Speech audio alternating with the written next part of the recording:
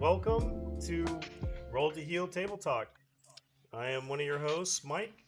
I am joined with Corey and Chris tonight. Good evening. Hail. Mute that. Sorry for that little echo. All right, everyone. So tonight we're doing things a little different than before. Our last 2 weeks we talked about different topics and the benefits of role-playing games as they're associated with mental health recovery and healing. So tonight we're actually going to talk about a game system, and everyone knows what Dungeons and Dragon is, and that's the most common and go-to for a lot of people, especially new people. Um, but we felt it would be a great idea to showcase other systems. And before we get into this, these are not sponsored. These are just systems that we come across that are interesting and could potentially be fun. So tonight we will be talking about a game system by Free League called Vaesen or Vaesen, depending on who you ask. So I will show you the cover of this book. So before we get started, Corey or Chris, any initial thoughts on what this game is about? Corey. Taking my little bit of predisposition out of it, it's definitely it's a little darker than normal. You're there's some spirit inspector type stuff going on. Just looking at the cover, it's a little older. There isn't much technology going on. It just that cover alone, that looks like a good time. Sorry, I'm one of them dark, creepy guys. I don't know about the person standing behind that rock. I don't think he's having a good time, but hey, to each their own. Chris, what are your thoughts? I mean, I know a lot about this system. I've played it a couple of times, and kind of know like the background. Do you want me to dive into it a little bit, or because I mean, obviously, it's like it's from what I know about it, it's based at the turn of the 19th century when the Industrial Revolution was happening, and so we're changing from farmers and people that relied on like the heavy work and your everyday struggle that was there prior to machines and all of this stuff of actually building these factories and cities starting to grow and stuff like that. So that's kind of the turn that we're in the actual setting of the game.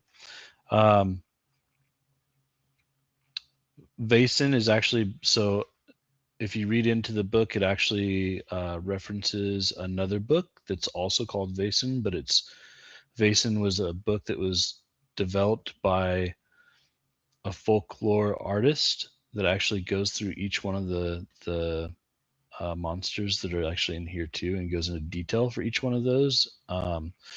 So they reference that. There's some other stuff you can get that goes along with it too, but there's stuff that comes with the book. You don't have to get that. But really, the Vaesen is your folklore monsters that,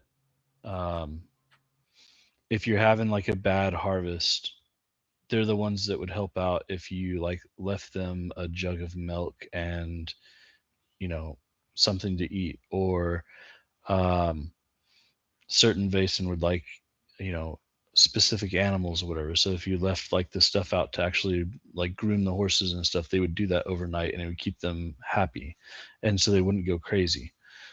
And people have started to forget that they're there, and they've forgotten to pay tribute to them, and so now they're losing their minds. Some Vaesen are going crazy, some are trying to help, um, but there's limited people that can see them, and most people that can't, or all people that can see them, have gone through some type of um, a mental break. They've either been visited by something, they've seen something crazy, like something set them over the edge to then become one of the few that have the visions of them, and they call them Thursday's children.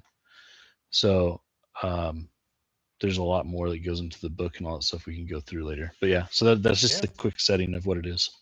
Yeah, something interesting that really piqued my interest about this is the fact that it's covering spirits, and that's not really outside the norm per se, but the fact that it's Nordic, like Mhm. that's something that's not really covered much in a lot of spaces, like not until recently anyways. Like we're seeing a little bit more now in uh, movies and TV shows and stuff like that, but um, role playing games, things like this, they're pretty rare right now. Yeah, it's not. There's some really interesting though folklore games that are coming out that I'm super excited about. Um, there's one already out that um, is around Appalachia, which is based off of the podcast that is an incredible podcast, the Old Gods of Appalachia, um, and then there's one that's coming out too that's called American Folklore, and they're going to put out adventures that cover the different regions of the United States. And so they'll dive into what does the folklore look like in each one of these parts, right? Because everywhere you go, there's different folklore, right? So that'll be really interesting. I'm looking forward to that one. So Yeah. I'm a big fan of kind of the dark fantasy stuff. Um, and folklore just has like a special spot in my heart, right? Because some of it's just like at some point there's been so much written about it. It's like how much of it was true and how much of it isn't true of things that people have like experienced or witnessed, right? And so there's always that little bit of like, well, how much like where did the folklore come from in the first place? And so there's some story behind it, right? Whether it was obviously humans that were doing it to each other or whatever it was, but um yeah, it's fun to dig into that stuff, but it's also a game that you don't want to get into combat in. So Right. like that's the last step, right? You have no other options. It's combat time because we're going to go through a table, and we may even like want to make an announcement now, like there's some dark stuff in this book. So if Yes. anybody is turned off or concerned or scared of like listening to some dark stuff, it goes into like fatality stuff and everything else that gets into some of these tables and everything else. So if that's something that's going to bother you, I would suggest um, reading the notes maybe of like what we go over, Yeah. deciding what you want to watch, or and not letting your kids watch it either, because there's some pretty dark stuff in here. Right. And Chris Yeah. is he's giving that warning in advance because next week we're actually going to run a one shot of this. So it's Yeah. very important that we put that disclaimer out ahead of time because we don't want to upset anyone in the process or misconstrue what it is we're broadcasting. But we want to put these systems out there and showcase them and show how they're run, and also um, give a potential opportunity for us to um, show what we preach within Roll to Heal. And this is a good system for us to showcase something like that. Lindog, welcome to the stream. He's actually in a Vaesen campaign, I guess, and he had to miss his session tonight. Oh Unfortunate, wow. but I'm glad you're here with us. Yeah. Absolutely. Maybe you can give us some insight into how your game is going and things in the system you've seen while we're going through what we're going to talk about.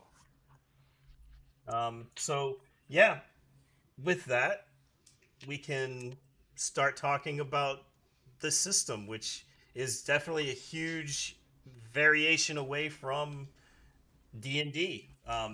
So I've got to bring over this.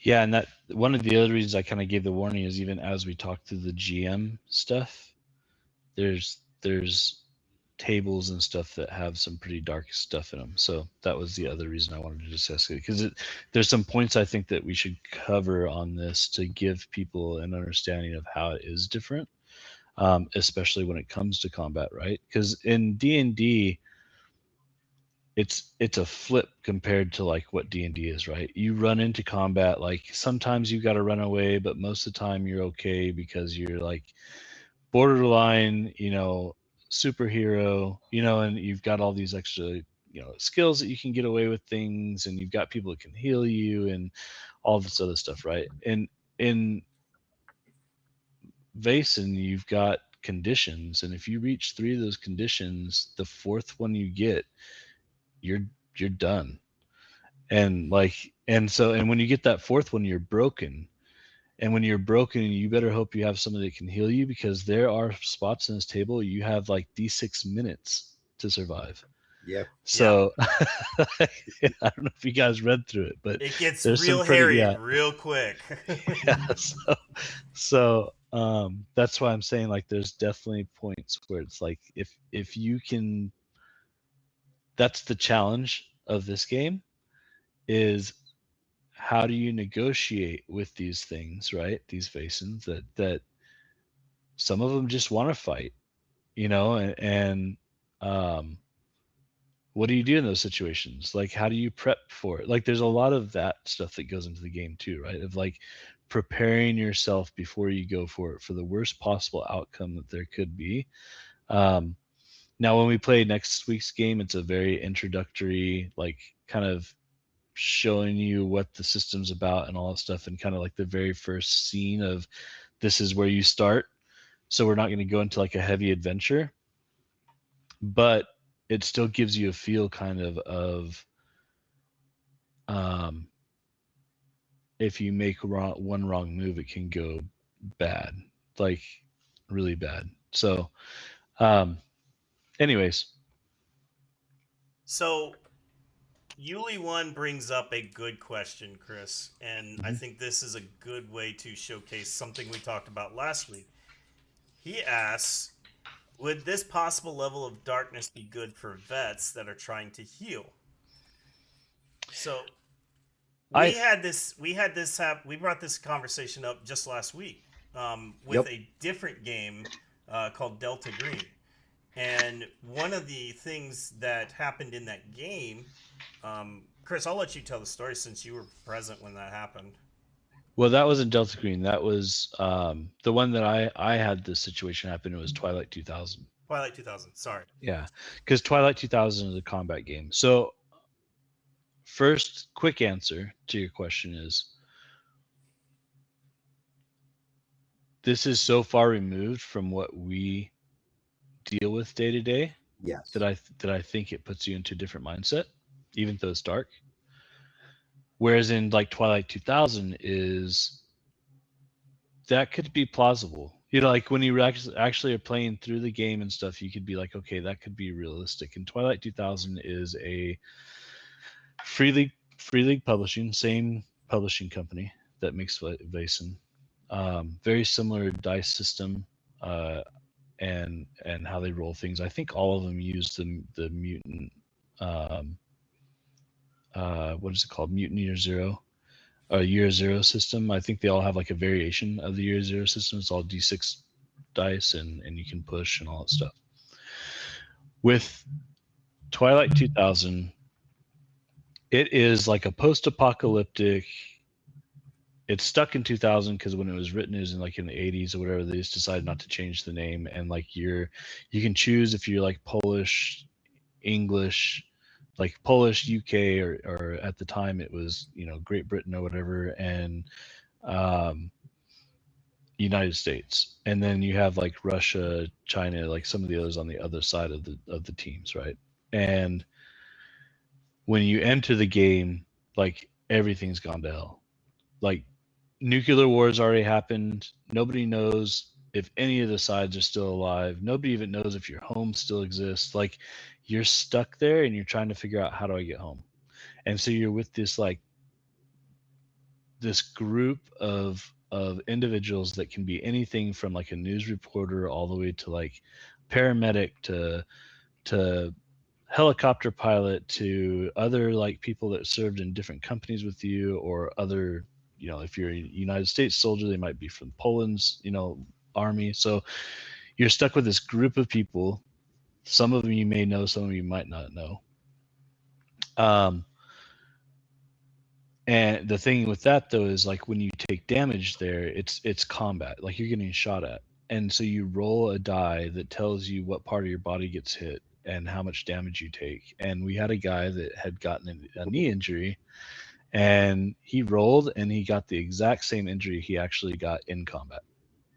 Now, luckily, this guy was prior special forces, like kind of went through a lot of training. Like his mindset was a little different, but he instantly went to dark humor, which obviously we all know, like dark humor is covering stuff up, right? Like that's just how we deal with it. Instantly went to dark humor. He stood up and he's like, "It freaking happened again," and we're like, "Wow, okay."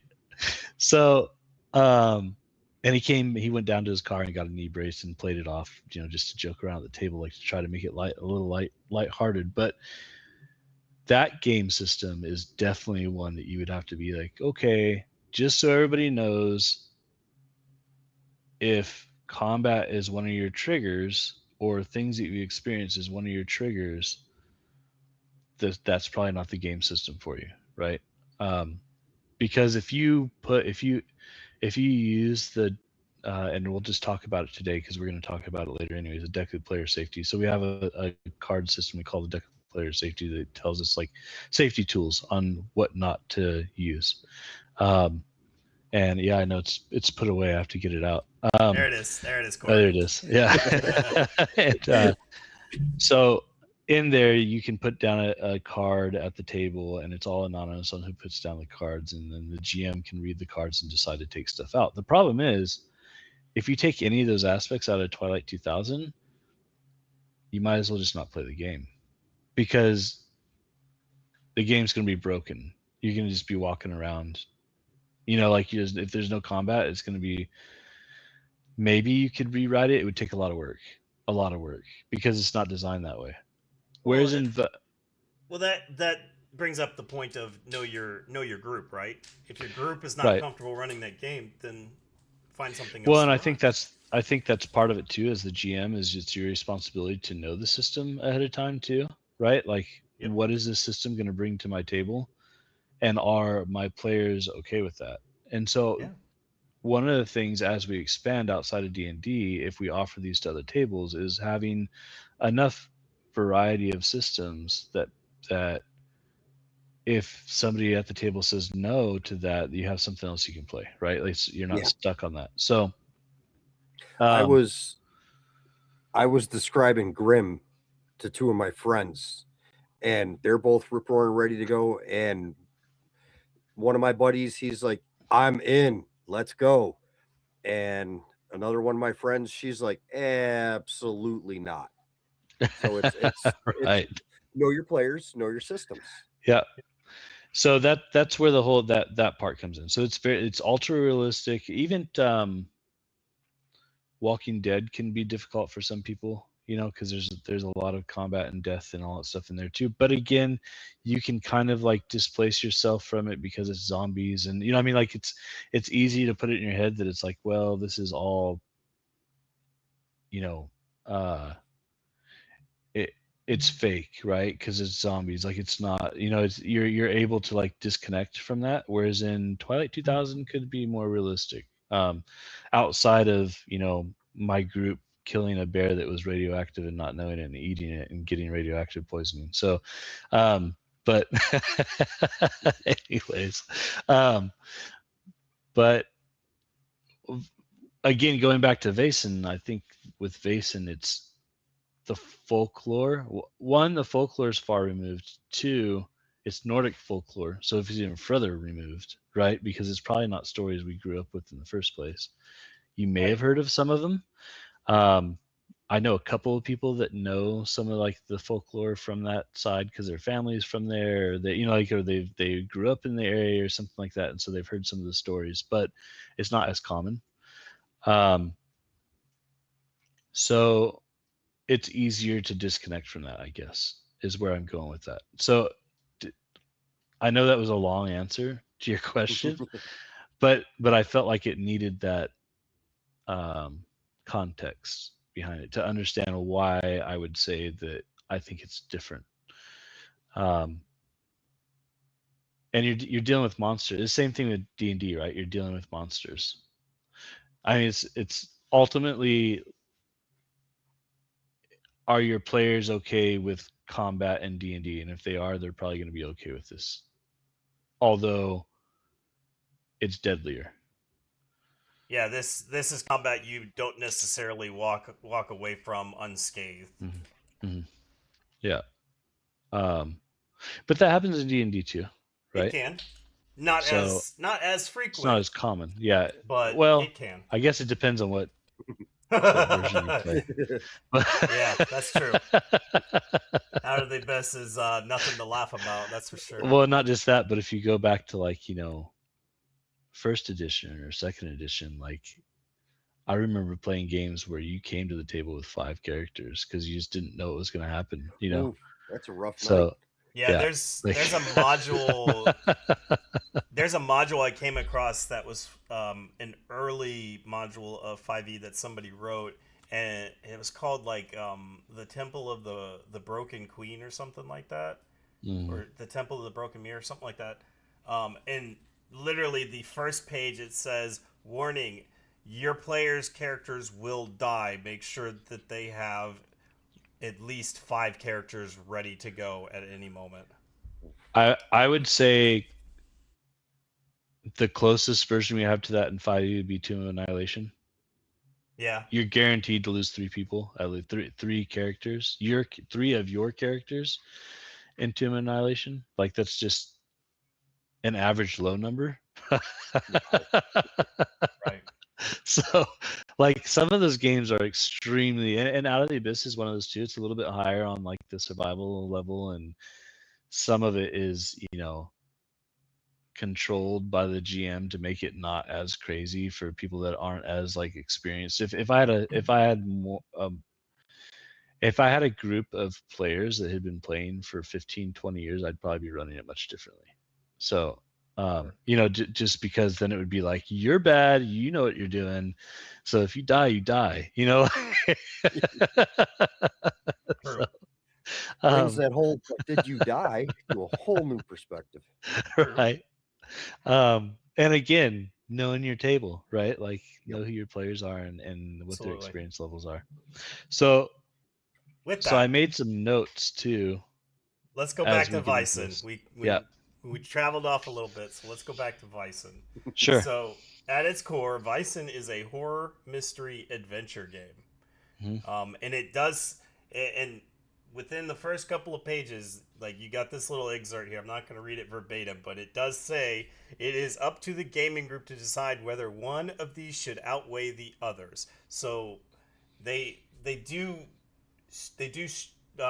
give some structure to allow the players to choose what they're going to deal with. Now, one thing about this game that's interesting is not everything leads to combat. Like Chris said, combat's like your absolute last resort in this game because it can be very fatal. So a lot of what you deal with is going to have those horror elements, but it's not necessarily going to mean you're always in danger. You're going to be looking at it from a not so much in an I guess in an analytical standpoint, but also an investigative manner. Like, how can we resolve this issue without having to throw fists? You get rewarded for that too in the game. So, like, you get like, and we'll get into that later, but you get advantage for studying up and all. Like, there's things that you get rewards for doing, like prepping for what you're getting into. So they reward the players for playing it in a specific way. Yeah. But that's really all I wanted to touch on in this little section that they showcase here, because I think that that's an important matter, that a lot of people, they'll see the cover of this book and be like, "Oh, I can't do this. Like this is going to be too much for me."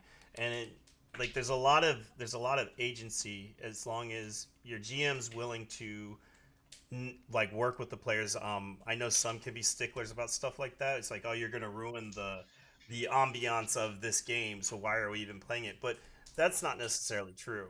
Like you can find ways to work it out and make the scene work without being like overly grotesque. If somebody's got a problem with like bodily harm or things of that nature, you can dumb it down enough to a level where you can still describe the scene, but not necessarily like go into those details about like every little cut and every little wound, that you could go into that extreme if you really wanted to.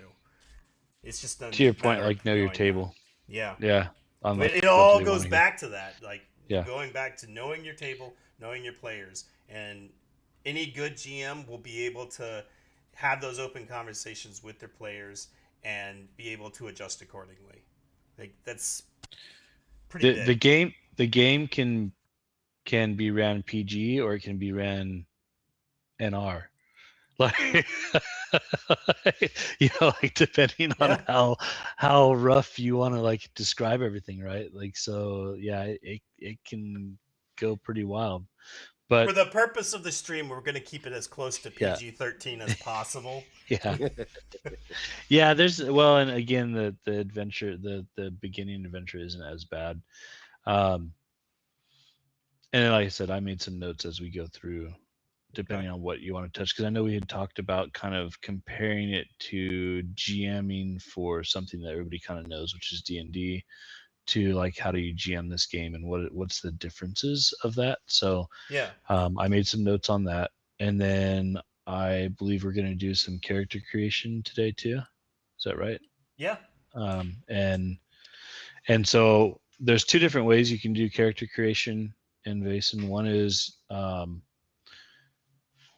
specific, especially for the life path, or if you're running one where your characters die a lot, um, they have an archetype system where you can just pick an archetype, and then after you pick that archetype, you can kind of flavor it for yourself. Or you have a life path system, which the life path system goes more into um, you're not really sure what you're going to play because the life path tells you what becomes of that, right? Whether or not you start out with money and what your background is. They still use the archetype system, so it's not as heavy as doing. Um, I would say even with the life path system, it's D&D light, Sure. so it's not nearly as heavy as even So D&D. let's go into the actual system of this game then. Mm-hmm. So one of the big changes between D&D and Vaesen is a D6 only system. So Mm-hmm. the only dice you need are D6s. So if you have a Monopoly board, you take the dice out of there and use those if you want. Like that's how You do little need it a lot of needs. them. You do need a lot, yes. So go rate all your Monopoly boards that you've stocked up over the years, all your Yeah. special editions. Just make sure you put your dice back when you're done. And if you are interested in getting into the game, and you want like special dice and all that stuff, the starter set, for whatever reason, if you go to Free League and you buy the dice that are for Vaesen, like they have dice that are specifically for it that just look nice and all that stuff, and it's kind of geared to the game. But you get less dice than you do if you buy the starter kit, and like by the time you buy the dice and like one or two other little things, you could have bought the starter kit, which comes with more stuff. So there's like just if you're looking into getting into the system, there's benefits to that as well. So um so yeah, it's a D6 system. Again, I think that it's they don't state it in here, but it's probably the closest thing I could think of is a year zero system, um, where you can roll your dice, and if you don't get, so the idea is you get a pool of dice based off of your attribute and your skills, and we'll talk about that later too. But and so say you have like um, what's the best way to explain it? So say I got the um, character sheet pulled up. So here at the top, there are 4 attributes. yeah. So say you have physique, right? So that would be like physique would be like your physical Yeah, physical attribute, right? strength. Yep. Um, precision falls into physical. That's gonna be more like dexterity. So like if you look at them that way, if you tried to cross-platform them, physique would be like your strength and con, and precision would be like your dexterity and Agility. agility. Yeah. Um, and so underneath those brackets, if you were to take physique and force, that would be like what you would use if you wanted to do a melee attack, right? So if you had 3 in physique and 4 in force, then you would roll 7 dice because you count those all together. So you'd roll 7 d6s. And out of those d6s, you need one of those d6s to become a 6. And if it becomes a 6, then you succeed. In very rare circumstances, depending on what you're fighting, you'll have things that or the scene or situation you're in, it'll require more than one success, but that's very rare. Yeah, that's based off of the level of difficulty, and there's 3 levels. You got your normal, It's which is 1, and then yeah. your moderate, which is 2, and then your extreme, which is 3. So So the highest you would look at normally would be like 3 successes, which you need. But we'll get into that more because it can get more difficult as you take conditions because then you're negative. So say you have a physical condition and you still have those same stats, and we'll get into the conditions later because those get a little bit tricky, but it deducts a dice from your pool. So then you have 6 dice to roll instead of the 7. And every time you push the dice, so the system's set up to where if you roll all 7, so if you start back over and you say, I've got 7, I roll all 7, I don't get a success. I want to try again. Well, you get to re-roll all the dice that didn't come up as a success. But in doing so, you take a condition. And the idea behind that is you're so stressed out or you're trying so hard that you're physically taking some type of damage, or you're mad, you're angry. So you have different sections that you can pull from when you do the conditions. And you have angry, frightened. Well, you have and sorry, hopeless.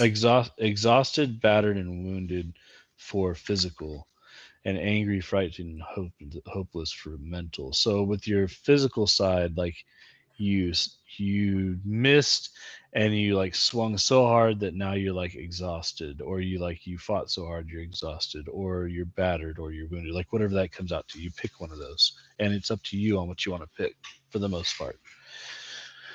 Um, Yeah, a lot of that so like when Chris is talking about pushing and you're re-rolling your failed dice, the mhm. best way to visualize it is that you're exerting yourself and pushing past like your own exhaustion or your frustration or anything like that, and Yep, that's what channels it into gaining one of these conditions. correct. And same thing with the mental side. If you do something with those stats, and I guess it help to look at those too. So if you look at your stats for the mental side, you have logic and empathy, and under those, under logic, you have investigation, learning, and vigilance, and under empathy, you have inspiration, manipulation, observation. So, um, and on your physical side, you have physique, which covers agility, close combat, and force. And on you have precision, which covers medicine, range combat, and stealth. Yep. So stealth with precision is like you're placing your feet in the right spots. You're trying to be as quiet as possible. You're using your dexterity, right, to like get through something. Ranged combat is kind of the same, where you're using dexterity to make that, you're holding your weapons still, your whatever it is, right, that you're going through to make that dexterity check. And in medicine, the same thing, right? You have to have the steady hands and all that stuff while you're working on somebody. So that's kind of the thought process of how they put that together. Lindog brings up something about talents and how they can negate the negative modifiers brought on by conditions, and that will Yeah, all go in later as we're building the characters and everything. yeah, because I wanted to start with the core kind of base of what you start off with, because there's a lot of differences here. Talents, I think, would be the closest thing you would put those up against would be feats Yep. in D&D. So it's very similar to the feat system. Um, Something else so I wanna point out too, with the way that this character sheet is laid out, is they do a mhm, very good job of grouping everything together. So like when mhm. Chris is going over like what attributes go with what skills, they're all grouped together neatly in their own skills table right there. So when you go to look for it, you know exactly where it is because it's all lined up based off of the attributes. So Yep. it's nice that they did that to kind of streamline like searching for what you got to do. Um, yeah. So that's really like to start it off. That's where you start. Um, Again, we're going to use a life path system instead of using this just the very straightforward archetype, because I don't think you get a lot out of the archetype system unless you're playing. You just want to get started right away. Um, as we go through, we'll explain kind of how these things work and why they're important and so forth. So I think that'll actually by itself bring up a lot of the questions and Yep. things we can answer. So Sure. So let's go anything else that we need to into. cover? No, I think that was a good coverage of the character sheet and how the stats are going to work in this game. That'll kind of paint a picture of what we're going to talk about with the game system itself and how you interact with the world. Um, so let's go over some of the challenges that you would face as you go on your investigative adventure for the society. I guess we should briefly talk about the society, so we kind of know Yeah, I we are. I purposely didn't go too much into that because it's part of the introductory. So, and that was one of the things I'd brought up, is like I didn't even know if I wanted you guys to read about it yet, because when we play the game next week, you're being introduced to the society. Okay. So, but basically, the society is a group of people that over centuries have been tasked with helping with issues that arise from the Vaesen, without going into too much detail on what the society is. Because yeah, Don't read next too week when we much go into through it, society. Gotcha. yeah, there's. I Yeah. mean, it's not gonna hurt anything, but at the same time, like, um, the story is fast forwarded in the core rule book compared to what it is in the starter set that we're going to use to do the first adventure. Okay. So, um, but yeah, so that's the society. The society exists to keep off the Vaesen, but they've disappeared.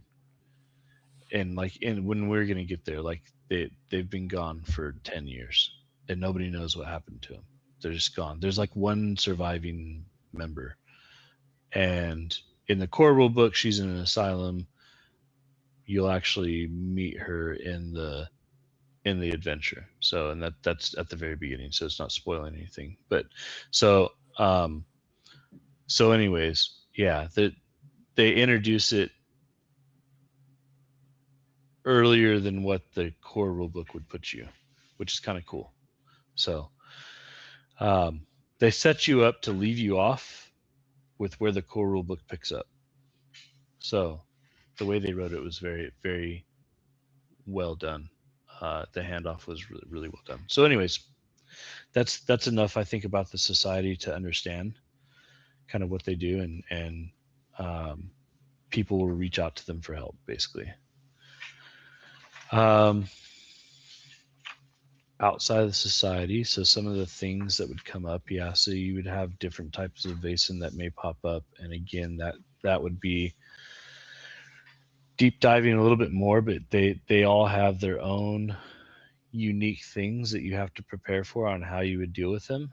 Um, and it comes back to like the old, the old wives tales that you hear of, like, put salt around your house, or put, like like all those little tips and tricks and all that stuff that they tell you, to, like, how to keep yourself prepared or safe from evil spirits and all that, right? So there's a lot of that in the book on specific things you need to do for specific types of Vaesen. And as you dig deeper, your library will tell you more about that. So as you go further into the adventure modules and all that stuff, the starter book will actually give you a codex that helps you look to see like what you're dealing with. So, and again, it's part of the story, and it doesn't you're not breaking anything here or giving anything away.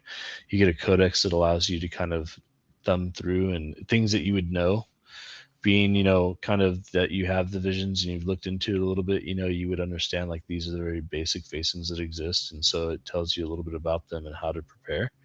But it doesn't tell you what you're dealing with. So that's really where a lot of this comes into play, is it, the mystery side of it is you hear a story of this is happening. And so what's the correlation of this happening to what kind of Vaesen you think it is? And so then you have to try to prepare for that, and hopefully you've prepared for the right one when you go to check it out. So something that hasn't been brought up yet, which I think we should touch, is the Vaesen don't necessarily they're not necessarily seen all the time unless they want to be seen. But as Chris mentioned, the characters that you play have what's called the sight, which is what makes them the Thursday children. mm-hmm. And they can always see the Vaesen. So that's why that's the correlation between you as a player and how you are going to be interacting with the world and helping basically solve the issue that is going on with a particular Vaesen. So you're always going to be able to see them unless you don't for mechanical reasons, Yeah, and I haven't seen anything in the game that doesn't allow you to see them. I mean, some Vaesen may have special abilities to hide, but outside of like what the normal human would see, yes, the normal human doesn't see them unless the Vaesen want to expose themselves to them. Yep. And they have, like, in the book, they have that little poem, and it says like, Monday's child is fair of face, Tuesday's child is full of grace, Wednesday's child is full of woe, Thursday's child has far to go, Friday's child is loving and giving, Saturday's child works hard for a living, and the child that is born on a Sabbath day is bonny and blithe and good and gay, right? So like they automatically say in here, like, there's something wrong with Thursday's children. Yep. Like, and so you're already, if you fall into that, it's very taboo to even like tell people that you have the sight. So you have to really trust who you tell that to and like the group that you're around and all that. So as you're doing your investigations and so forth, or trying to like learn about things, and you're going and trying to gain information, you have to be cautious on how you get that information and like why you're asking those questions, because you can find yourself in an asylum pretty quick. Yep. So you see things that others don't. Yeah. Not that that's ever been brought up before, right?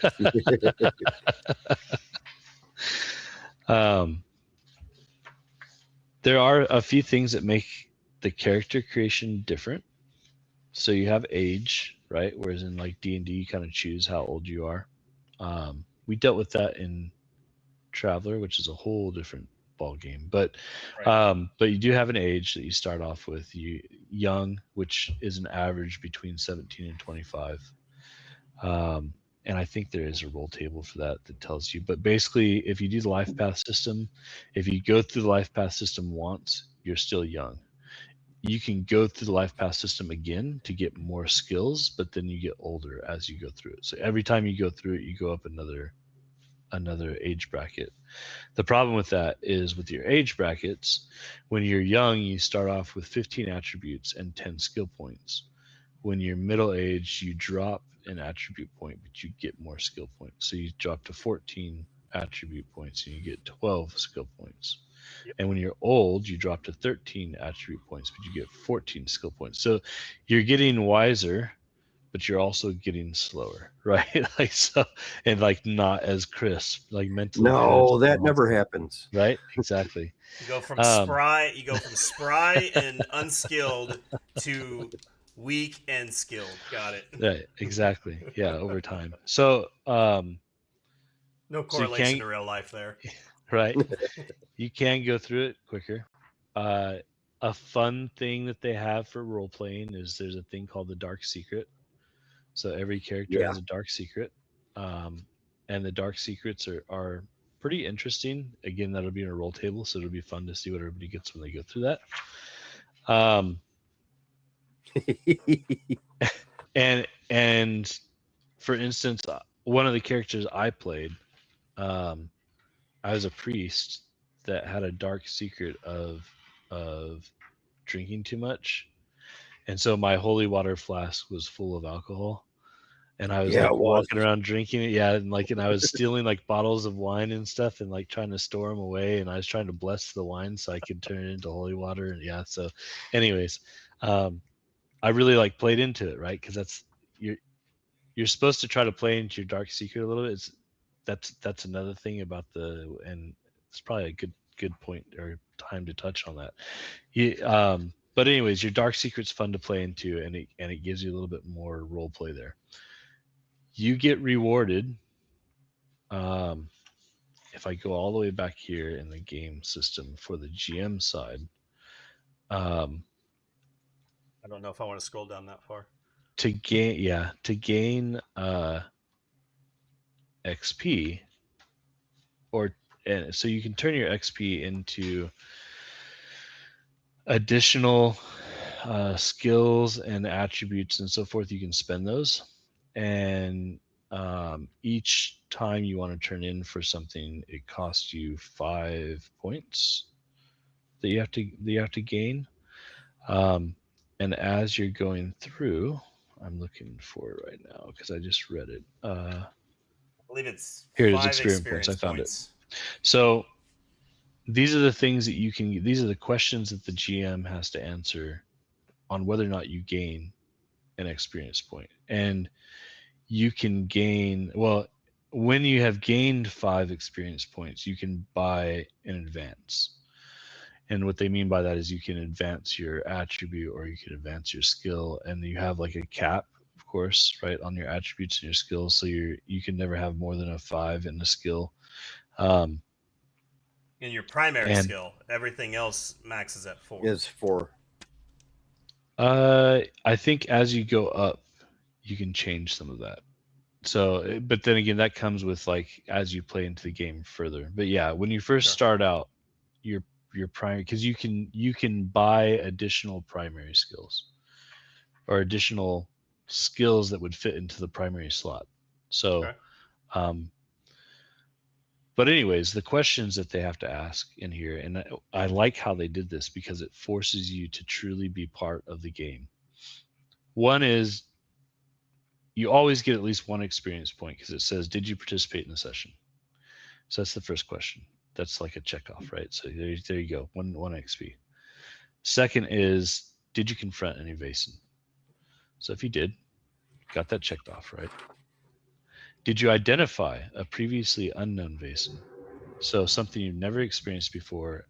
And the way that I read that is, were you one of the ones that actually identified what it was? Did you put in the effort to help in the team to identify what that was, or did you just kind of let everybody else do it? Because if you didn't participate in that, I wouldn't check that off personally as the GM.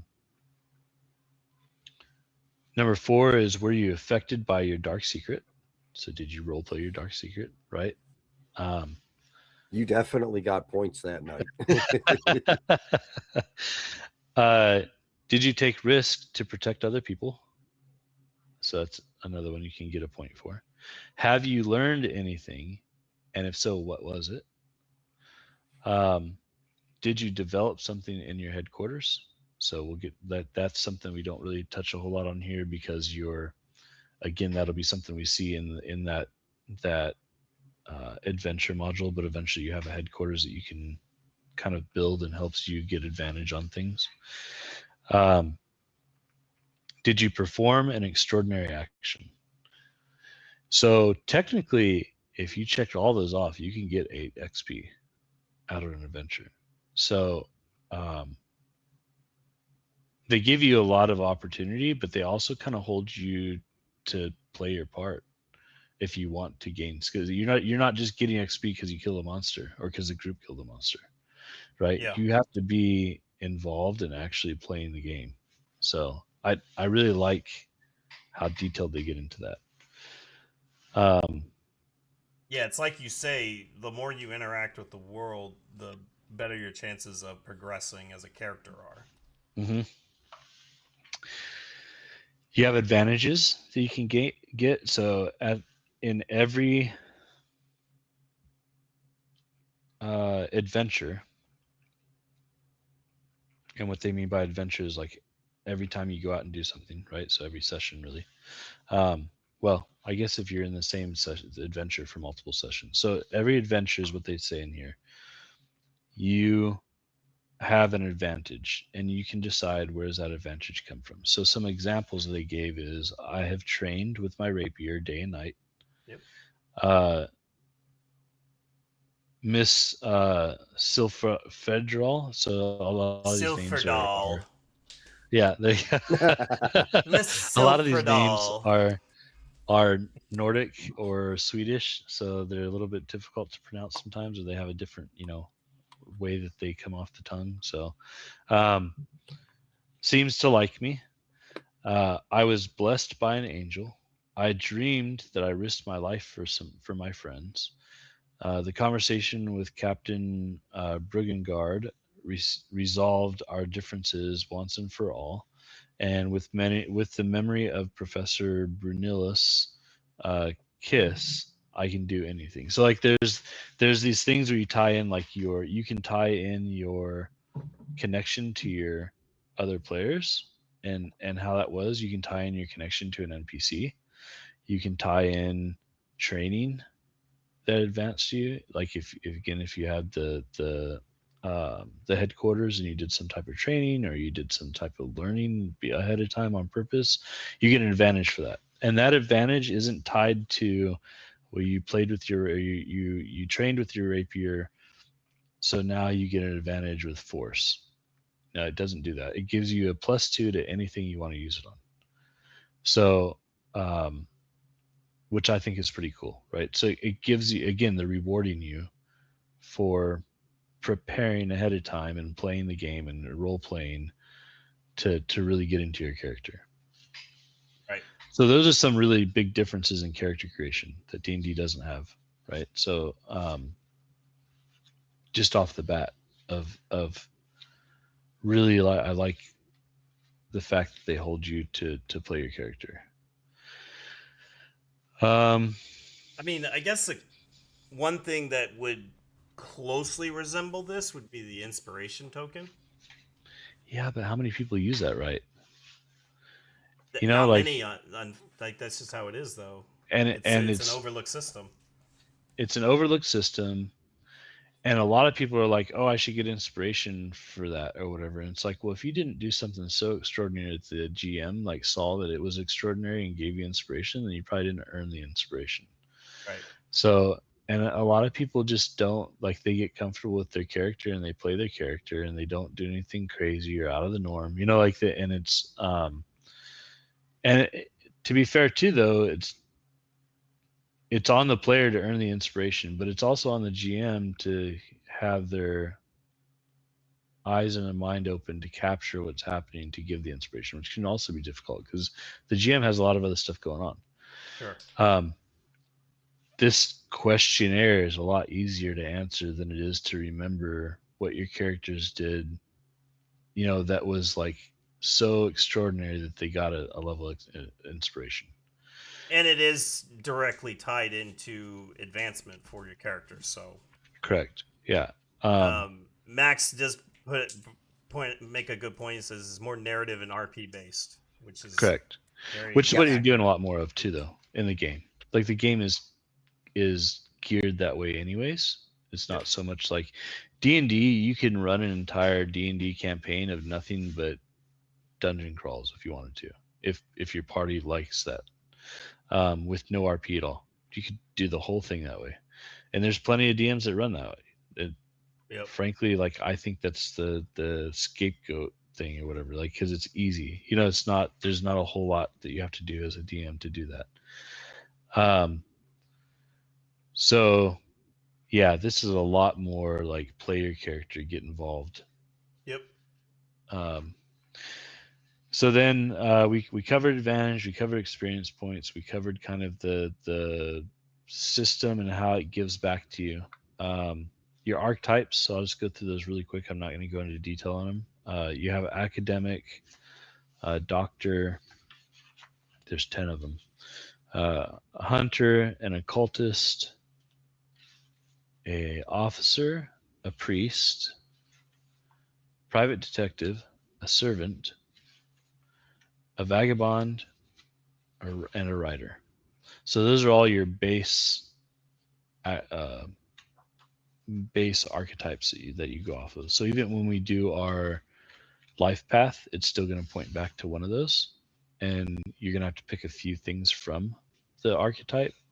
But the life path itself will have other things you go through. Okay.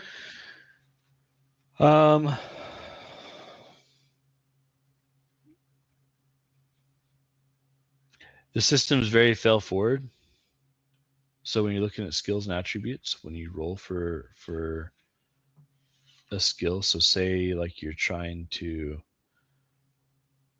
find something, like you're trying to find a book, or you're looking for something specific, and so you ask, oh, can I find this? And so you end up looking to see what you can roll, and he says, okay, well, I'm rolling for observation on whether or not I find what I'm looking for, and you fail.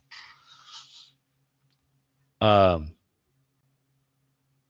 GM can still say, well, you found it, but it's missing the pages that you needed, right? So like you're still failing forward because now you're like, well, at least I know it exists, right? Like, and so now I've got like something that tells me where to go next because there's something in the book that tells me who had it last or whatever, like, and so now you can start to do more investigation on it. So you didn't necessarily get what you're looking for out of it, but you found a clue, right, to get you to where you need to go. Real quick, Yeah. Yuli One's Main is asking, is it a simplified Call of Cthulhu? No, I wouldn't say that. Call of Cthulhu is how do I keep this monster from breaking my mind? Like that's a very like simplified way to look at Call of Cthulhu, right? Is like what's happening to me is so otherworldly that I can't conceive it without my mind warping. That's really what Call of Cthulhu is. It's more of like how do I stay sane? You're trying not to go insane. Yeah. Whereas in this is more like you're investigating mythology, and not all of it is always going to be negative. Whereas in Call of Cthulhu, a lot of that is very like hard negative. Like you have to work you through it. It does carry some of the same aspects of combat, right? Combat is very deadly in Call of Cthulhu. There are rituals and stuff in this, just like in Call of Cthulhu. But I don't remember. I've played, I don't know, 20, 30 sessions of Call of Cthulhu over the last 10, 15 years or whatever. And I can't remember a session I played where like the monster that you faced was helping people. Like, it Yeah. just isn't geared that way. Like it. So I would say it has some similarities, but it's not a simplified Call of Cthulhu. I think the system that would do the system an injustice if that's what you call it, because I think they put a lot more thought into it. Well, like the other thing too is that in Call of Cthulhu, the monsters in that are going to manipulate you to their own ends, and in this, you're you're sometimes looking for a way to work with the Vaesen, and Mhm. in some instances, correct me if I'm wrong because I've never played this. You can actually gain their favor, and they'll help you at a later date. Correct. Yeah. Um, yeah. No, I 100%. Yeah. Um, there are Vaesen that you can either gain favor with, or they're contacting you because the Vaesen are being attacked by Vaesen. Right? Like somebody is reaching out to you through them. The Vaesen are annoying this person so much because they need to find somebody to help them. But then when you go talk to the Vaesen actually needs help from another Vaesen. Like, so there can be a lot of different situations that come up in the game. Because some of them simply just aren't bad. They're just in bad situations because of the whole industrial revolution and not having the context of people being there to help them anymore. Um, let Would me know if we're getting too tight on time as we're no, going through this. I'm just thinking about this, like hearing you explain these things. Would a Mhm. good example of this be like Hellboy 2, the movie? Think about like the creatures living in the modern world and then like living in hiding, and most of what where their lands are now gone, and some of them are still struggling and trying to make ends meet, and not necessarily in Hellboy, but like that kind of environment. Yeah, I think with that side of it, they're causing mischief because they can't make the ends meet. It's not necessarily like they're still like trying to do good and they're being bullied by the other ones that are causing mischief. I mean, I guess you see some of that in Hellboy, Yeah. but um, some of the Vaesen are just good spirits. You know what I mean? So like they're truly just good spirits. Some of them get taken advantage by the scene. There's a story in here if you read into the core rulebook that talks about one that like helped one of the Vaesen because it got attacked by a rat or something and like chained it up and put it in a jar and then it died. Right? Like, and because they were being humans, like, you know, like they're just being ugly humans. You know, like, and so but the Vaesen didn't attack back because it's not in their nature to do it. Like that specific Vaesen didn't attack back because it's not in their nature to do it. Even though it was chained, it was still giving that person like a kiss on the cheek at night and stuff like that. Like, so yeah, to answer your point, like there's definitely like I think it'd just do an injustice if you call it like a Call of Cthulhu light. Okay. Um, skills. We'll probably touch base on some of that as we build the character, but there's some interesting skills. We talked about pushing the roll. Um, They talk about conditions. yeah. So the different skills that are out there, and we went through those already, is agility, close combat, force, medicine, range combat, stealth, investigation, learning, vigilance, inspiration, manipulation, and observation. And all of those have an ability that goes with them as well. So, um, and again, if you look at the character sheets, that it lines those up for you, which is really nice the way that it does that. So it's not, you know, when you look at a D&D character sheet, it'll say the skill, and then next to it, you have to look really close to see like what attribute does that go with. It's like a abbreviated, you know, attribute. Whereas in this one, like the attributes above it, and then the skills. To your point earlier, uh, uh, Mike, is you have like your attribute, and then below that you have all of those things that roll with that attribute. So the skills that go with that attribute. Um, Um, One thing I want to point out, and I saw this excerpt when I was reading through the skills section about a single roll. And I think that this is a nice way to keep the pace going nice and steady. So say you're wanting to sneak into a building. In some instances in D&D, like you have a stealth check going from the gate to the front door, and then from the front door through the hallway to the back door, and then getting through the door and getting to the back wall and then going down the passageway to the basement. Like there's stealth checks for every single instance of that. Like not every DM does that, but I have experienced it myself in games as a rogue, and I'm just like it gets exhausting. And this right here it says one roll. That's it. I think the different play styles is that too, because you have all, like, if you're in D&D, you're probably trying to cross paths of multiple different types of monsters or situations. Whereas in this, a lot of times it's the same situation, the same Vaesen that you're dealing with, or there's like one or two Vaesens, so it's not as big of a deal. But yeah, to your point, if you pass it, if you pass it, if you pass it, you pass it. If you fail it, you fail it, and there's no retry. Yep. Now you can get help. There's a thing in here that talks about getting help from somebody, and that'll give you like an advantage to get help, so you can roll on it.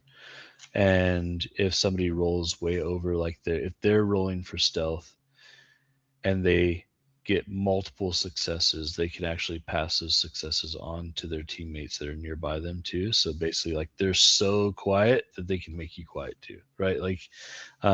Like maybe they're giving you inspiration to be that quiet or whatever, you know. And Yeah, you're so like, oh, watch out for that twig. right, exactly. Or you watch that person like step over the twig or whatever. Like something like gives you that, right? Like where you're like, okay, now I'm just as stealthy because they were so good at it. So it goes through conditions. So you have physical and mental conditions. And so as you roll, a failed test will give you a condition. Or if you take damage, you get a condition. Damage is later in the book. So, but I just wanted to touch on that because there's two ways to get conditions. So in this instance, if you said, I want to pick this lock, right, and it's really important for us to get into this room, you're you would roll to try to pick that lock, and you would probably do it with more than likely you would do it under Precision. probably precision, yeah. And so that would fall, well, for them it would be agility, right? So that's a physical condition, but the DM could say,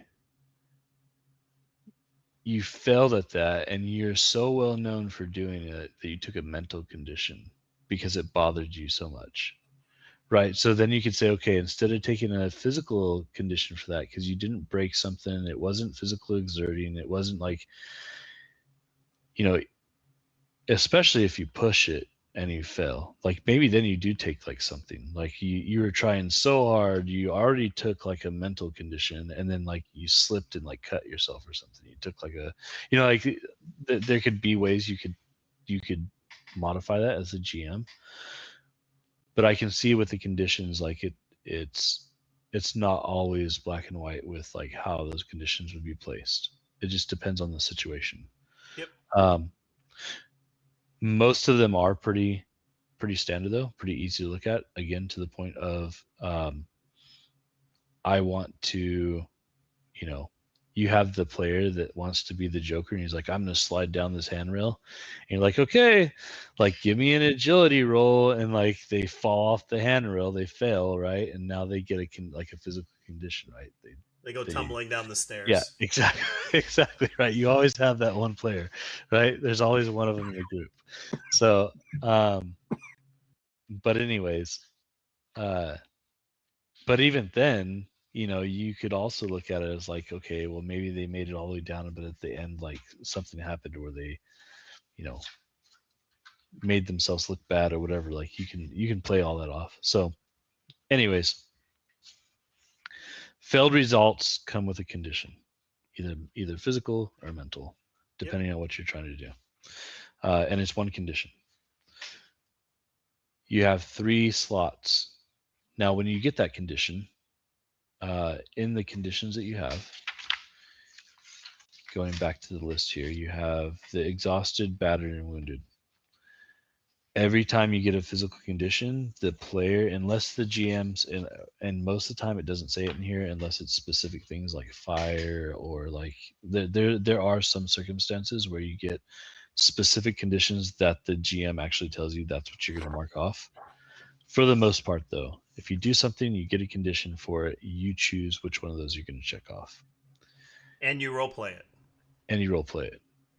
Like, why did you get that? So if it's, if you were to say, again, going back to the lockpick, and you get a physical condition and you choose wounded, so now you're doing like your lockpick stuff and you're getting so frustrated you like slip and it like goes through your hand or whatever, right? Like something crazy happens, right?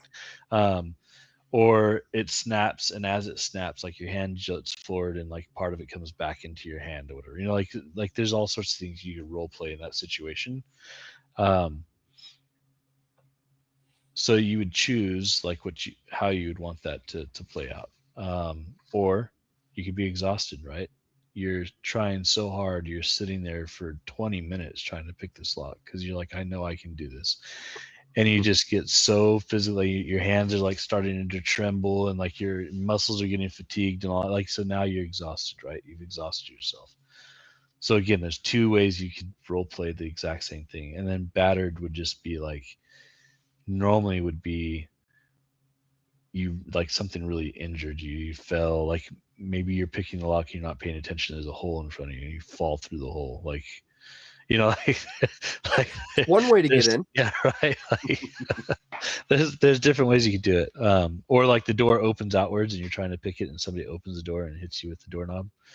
Like that could be one too. So Sure. Yep. anyways, so that's where conditions come into play. Yep. If you get a 4th condition, you're broken. And we'll get into that in a little bit. We talked about levels of difficulty. There's normal, challenging, and difficult, 1, 2, and 3. It even gives you the chances of success in the book based off the amount of dice that you're rolling and all that. So I'm sure you loved that little table, Chris. yeah, it was fun. Fun looking at that. Parallel actions. So there's a thing in here saying that if everybody is trying the same thing at the same time, so we have our own tests. They're not shared. If in the example it gives in here, I thought they did a really good job at giving this example because you can visualize it, especially us that have been in the military or whatever, right? So say you're walking across a swamp and you're in your ranks, you've broken out, you're walking across the swamp, and everybody hits a patch that's quicksand, right? You're all like kind of for yourself at that point because you're not close enough to each other to help each other out. Yep. You're all trying to figure out how do you get your ass out of that situation, right? So now you've got to roll it. So even though everybody's rolling, you can't necessarily help your friend or your party member because they're going through the same thing. The only way I see that is happening is, again, they roll and they get 5 successes, right? So now they were able to get their ass out and come help you kind of get out too. Like maybe that you could, as a GM, you could say, yes, like that works. Like you're closest to this other person, so they get some help too. Or the person was watching like how you got out, like they watched that, if you don't jiggle around, you actually like take your time to get out. You don't sink as fast. So, you're squirming too much. Stop. Can you tell I've been in quicksand? But so, anyways, that was interesting. And then we talked about the helping each other. So Yep. like if you went way over, you can help the other person. Yeah. Opposed roles, similar to D&D, there are opposed roles. So if you're trying to manipulate somebody, they can use observation to see whether or not you're manipulating them, and then you'd have to roll better than their observation. Yep. If you fail, you get a condition. So that again, yeah, you get a mental condition now, right? Like because they've caught you in it, and now you're like mentally, something's happened mentally to give you like either you're angry, frightened, or hopeless at that point, right? So maybe you're scared that they figured out, that you got caught trying to manipulate them. So, anyways, Tons of possibilities to get ruined. yeah, exactly. um, it does talk about in here sometimes there's passive roles. So it says in here sometimes the game master will ask you to roll for something you're not even aware of, typically vigilance, to spot an approaching threat. So passive rolls cannot be pushed. So that would be the only time that you wouldn't push a roll. So if they said you need to roll, and like they literally just tell you roll your dice, and I guess they would probably tell you, like, because in here it says it's a passive roll, but I guess they would tell you like what it's for. But you can't push that dice beyond what that roll is. It's an automatic, like you're either aware of it or you're not. And I think the idea behind that is you're either surprised or you're not. That's where vigilance comes into play. Sure. You have gear and all that stuff, which I think everybody's aware of, will give you advantage on certain things and give you extra points and all that stuff. Yeah. Extra successes, so on and so forth. And then it goes through the skill section. Details of the skills. Yeah, I don't want to go to. We do or don't? I don't think we need to. I don't think we need to. No. Nah. We already touched on them. Yeah. Talents. So here's the section y'all were talking about earlier with talents, which like I said, the easiest way to explain talents is feats. So if you look at D&D feats, that's basically what this is. So to give a couple of examples, I don't want to spend too much time in here. Absolutely. Moving Academics talent. So you have one that's called Bookworm. You gain a +2 to learning when looking for clues in books or libraries. Right. So like it's a simple one. Some of these are a lot more detailed, but I don't want to go into them. Or herbalist. By utilizing wild herbs, you can use medicine without having access to medical equipment or medical supplies, right? So like you've learned how to use like nature to then like shove the right herb into the wound to make it right. So cayenne pepper always. Yeah. And then like another one here is that I thought was cool is the priest talents called absolution. A player character who confesses to you during resting heals 3 conditions instead of 2. So like that would be a fun role play, right? Sure. Like confess your sins, like go through that whole gosh, yeah. like okay, so those are some of your talents. I know somebody had mentioned the talents. Any additional questions on talents from our viewers? Okay. Everyone's pretty on point with it. You say feats and talents are pretty much the same thing. Yeah, I think that ties that up. Yep. Combat. So I thought it was odd that they went into combat without going through movement first.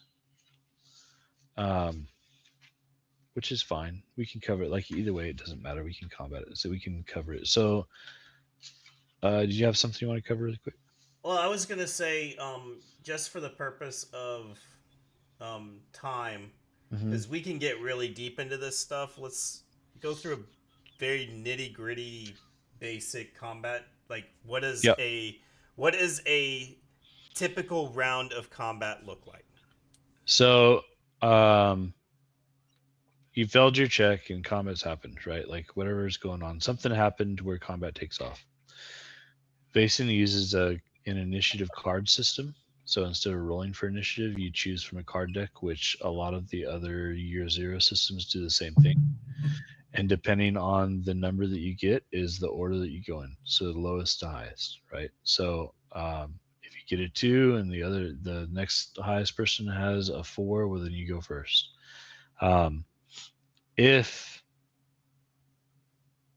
the only time that changes is if you do the vigilance and you do surprise them, you start with number 1, and it's specifically to that Vaesen that you surprised, not all of them. So there are, I don't want to go too deep into this, there are times that you can have multiple initiatives, but that goes really deep into the combat stuff. So we'll allow people to experience that when it comes up in their games. Now, yeah, Yuli one is asking, is this all role playing or do we use maps? It does have some maps.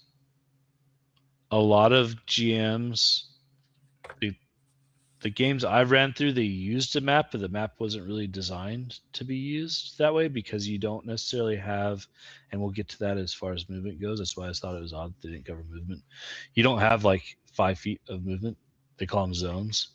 And zone, when they say a zone, it says you can take a couple of steps in a zone. So what that tells me is that your zone is probably 10 to 12 feet because the average person can step, 5 to 6 feet, right? Every time they step. So I'd say like 10 to 12 feet is like your average zone, and you can move up to like 2 zones at a time with a free action, and we'll get into that later. But Okay. so there are maps. It was designed, I think, originally with more theater of the mind in mind. It was more like role play theater of the mind than maps, but it's very easy to transfer that over, which we're doing with our game. So you guys will be all be able to see that because I'm actually turning the map that I currently have into a map on Dungeon Alchemist. So it'll be to actual scale in that. So anyways. So initiative is called. Everyone draws a card. The sequence is made, and then everyone gets to do how many actions on their turn. So actions in combat. So you have slow actions and fast actions. That's what they call it. So everybody has a slow action, everybody has a fast action. So slow action would be something like an attack with a melee weapon, an attack with a ranged weapon, an unarmored attack, a wrestle, push, or grapple, fleeing away, persuading somebody, luring an enemy to a certain place, performing rituals, which normally take multiple rounds, survey the situation itself, treat injuries, or climb a wall. Like that would be all slow actions. So something that takes a little bit of time to do, right? So it eats up a lot of your actual play time. Each round of combat is 5 to 10 seconds is what they say. Okay. So a typical fast action would be like drawing your weapon, standing up, dodging something, parrying something, breaking free, holding something, chasing after somebody, resisting magic, shouting more than a few words, turning around, closing a door, putting out a candle, moving within the zone, or moving into the next zone, or taking cover. So those would all be fast actions. So almost like everything that would be a free action or just movement in D&D here would be considered a fast action. Yeah. Okay. You can negate one or the other. So you can't have 2 slow actions, but you can negate the slow action to have 2 fast actions. So if you wanted to move multiple zones, you can negate your slow action. Similar to dash. Correct. Exactly the same idea. Yeah. Okay. So I didn't even think about that, but yeah, that's a good like pair up to dash, right? So you're using all of your movement and that's your action. Can't do anything else now. All right. So on a player's turn, they get one fast and one slow action. Correct. Yep.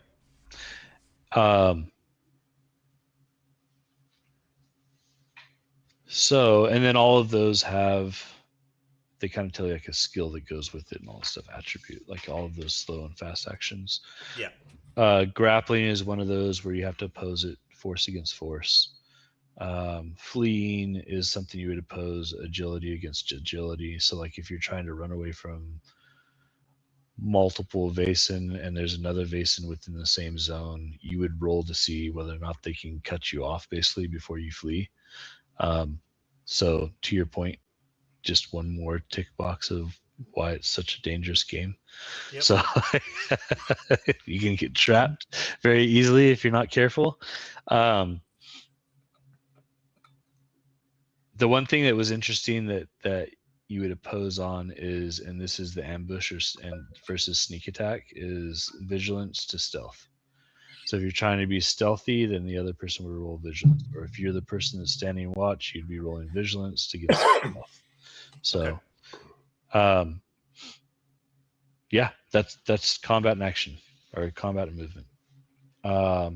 Damage, get into that. So if you take damage, it's either a mental or a physical, depending on the type of damage that you take. So obviously, if it's from a melee weapon, it's going to be a physical damage. If it's a specific type of spell or whatever, or some type of magic or whatever, it's probably like a mental. There's just different ways that you can see that. So different types of damages that can come out of it. Yep.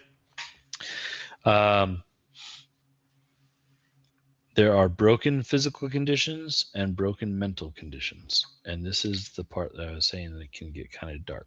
And I won't go into like crazy detail on it, but there are tables. There are some pretty nasty like head wounds and body wounds and stuff like that you can get that are fatal. And that's where you have a non-fatal section and you have a fatal section. So your non-fatal section is like you lost a couple of fingers, or like there's an ear injury, or like you broke your jaw, or hurt your knee, or foot injuries, or whatever those may be, right? All the basic stuff, splinters and stuff like that. Yep. Then you have like your full on like fatal stuff, and again, major body injury, major head injury, like whatever that looks like. With those, you have time limits. So everything from D6 minutes to D6 hours to D6 rounds to D6 days. So, and they're pretty accurate with how long it's going to take. I mean, probably if anything, they're giving you some time with some of these injuries. So, yeah. With the fatality on how long you would live with some of these. So,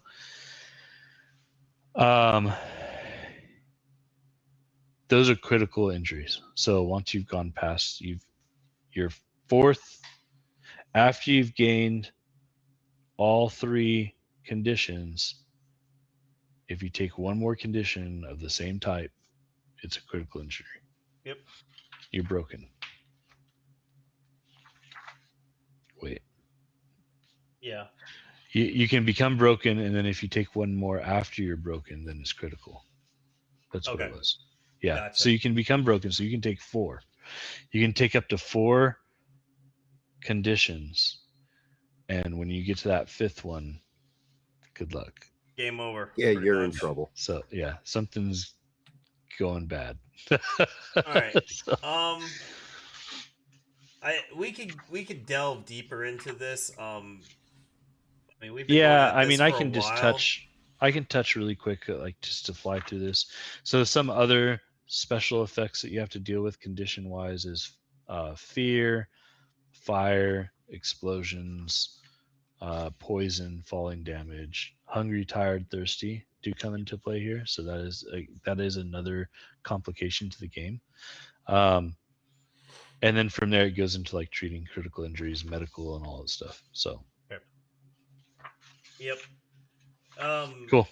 Anything else outside of what we went over that sticks out as important to tell anyone about this game? I feel like we've covered a good amount of it. There's a lot of gear. So one of the cool things in here is like you have temporary gear that you can find, and at the end of every adventure, whatever temporary gear gets disappears. Okay. So you can get permanent gear, and you can also get temporary gear that will help you with that specific adventure that you're doing. Or you can find temporary gear that will help you while you're there, but it goes And you away. could also lose it too while you're Can out. Yeah. yeah, you can lose your gear. Yeah, yeah, take it off during a rest or whatever. Something steals And it. something steals it, or something scares the crap out of you, and you got to flee. Yep. Like, yeah, with this game, I would rather run and lose my gear than stay and find out whether or not I want to f around and find out, right? So, Fair. All right. So we went over extensive detail on a lot of the system and giving comparisons. Something that I know is itching at Corey's mind, as someone who's who's got very little experience as a DM. How would you go about learning to run a game of this? What would be some things that you would recommend?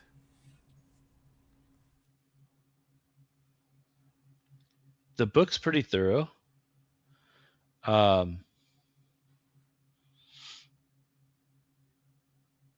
You might like maybe watch a few. Like, I mean, YouTube's always there, right? You can always go watch like somebody play through it. Find somebody you know that's ran the game before, if you know anybody, right? Obviously, like we have a few people here in our group that have, so like feel free to reach out, and like if you have questions, if you want to run through one before you were to run it yourself, things like that. All else fails, like if you can't find something good, or you're one of those people that has to like run it yourself and you don't have anybody else, like there is start playing.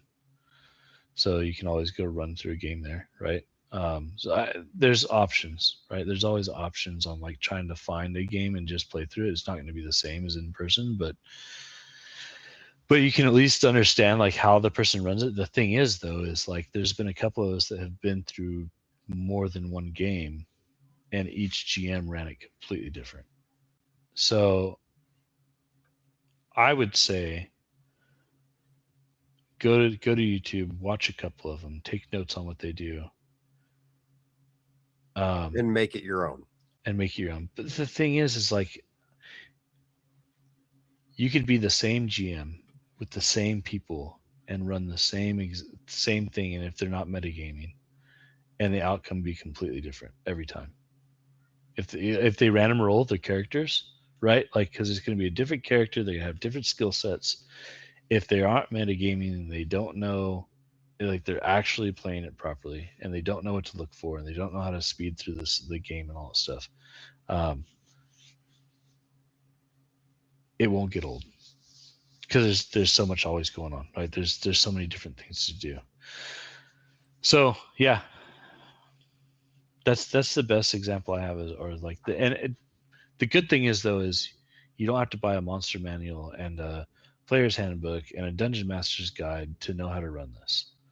It's all in this book. Now there's some references, yeah, like in the event that starter guide that I have is like helpful to have because it has some extra stuff in it, handouts, and it's more of fun stuff to use at the table. Like I have physical handouts that I can use. I have the cards. The like when you buy the book, it doesn't come with the initiative cards. When you get that, it does. It comes with all that stuff. It comes with the initiative cards. It comes with the dice. It doesn't come with dice for the table, but it comes with dice for the GM. You can get I think that one came with a GM screen. Like it comes with a bunch of stuff, right? Yeah. That you wouldn't get if you just bought the book. So that's helpful. But really, like, read the book and just get a group of people together and be like, hey, let's play this game. And especially if they've never played it before, you ain't got nothing to lose because they don't know. Yeah, nobody how knows to run it either. So, I watch a lot of. I don't want to go off topic here, but I watch a lot of like all the other GMs, like just to try to learn like additional stuff because I'm always trying to push myself to be a little bit better, like painting the scene or being very analytical, I'm not artistic of like being able to really stop and think about it, right? So I have to really push myself through that, and I've been trying to do that more with like with help. But I watch all these other GMs, and Matt Mercer is one of those that like everybody's like, I want to be like that, right? Like I want to run my games like that. And I was watching a discussion he was having, and he said he's nervous at every game. He's been doing this for 20 years now, and he's nervous at every game. Every game he sits down to DM for, he's nervous because he's like, did I remember to do this? Did I remember to do that? Like, did I cross this off? Did I actually do this right? Like, like he's starting to get that. We talked about it last session, the session before, imposter syndrome, right? Like, so everybody has it. It's going to creep in. Don't let it bother you. Just run the game. Just go at it. Like, get the book, read the book, run it. They do have a solo play if you want to do that. Vaesen has a solo play on GM Guild. So if you want to go do a solo play just to get a feel for it before you run it for a whole table, you could do that, because then you'll get more of a feel for kind of like what it's different, right? When you read it compared to actually throwing the dice, it feels different. So like if you do that, that's another good way of doing it, is just a solo play. So Yeah, they or say encourage all of your friends to start roll to hill chapters in your areas and get tables going, and tell them that we're going to play Vaesen at all of these tables, right? And go get a bunch of experiences at different. There you go. There's your answer. Solid. Love it. I love it. Corey, your thoughts?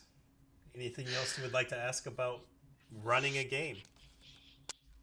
This one, so a couple guys know I'm creating a world. It's going to be a while. I've still got a whole heap and pile to learn. This one actually almost looks more user friendly from a GM standpoint. There's a lot of cut and dry here. Don't get me wrong. There's I can see plenty where I can veer off in this tangent or that tangent, but there's some pretty hard, fast rules that, like Mad Max said in the chat, that most of the time they're not even going to know you made the mistake. This almost knocks that down a notch further to where you've got enough there to rely on. Yep. Like I'm this might be the first game I go, and after reading through this more, It's none of the games are hard to GM or DM. You just got to do it, and the more that you do it, the better it gets, right? Like it's just what it comes down to. Like you're gonna get over the fear or the concern or the people at your table calling out whether or not you did something right. Hint, hint. No, I'm just kidding. Like, you're gonna get over it, right? Like you're gonna get over that whole like what bothers you, and I know there's plenty of times now like something to get called out at my table. I'm like, nope. There's a whole discussion about athletics and Yes, acrobatics, and I was like, no sir, athletics all day long.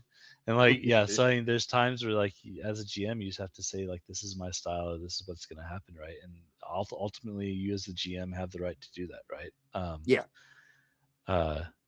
But Max brings up a good point. He says it's scarier than it actually is, and it's like a muscle. You have to train it. Yep. 100%. Yeah, exactly. But it's so much fun. That being on the other side of the table, I love to play. I love to be a player because I love to cause all the mischief and make a crazy character and all that stuff, right? Like, and I think part of that comes from because I've DM'd and I kind of know like how to do that. But and I just love generating characters.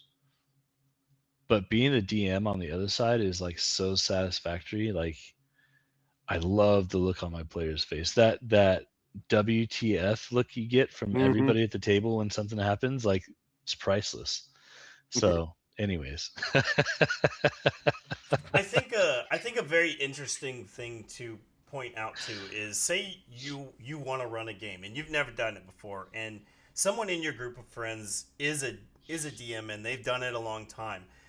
They're not going to sit there and berate you and attack you, because like that's a common problem amongst role playing games in general, is there's not enough DMs out there.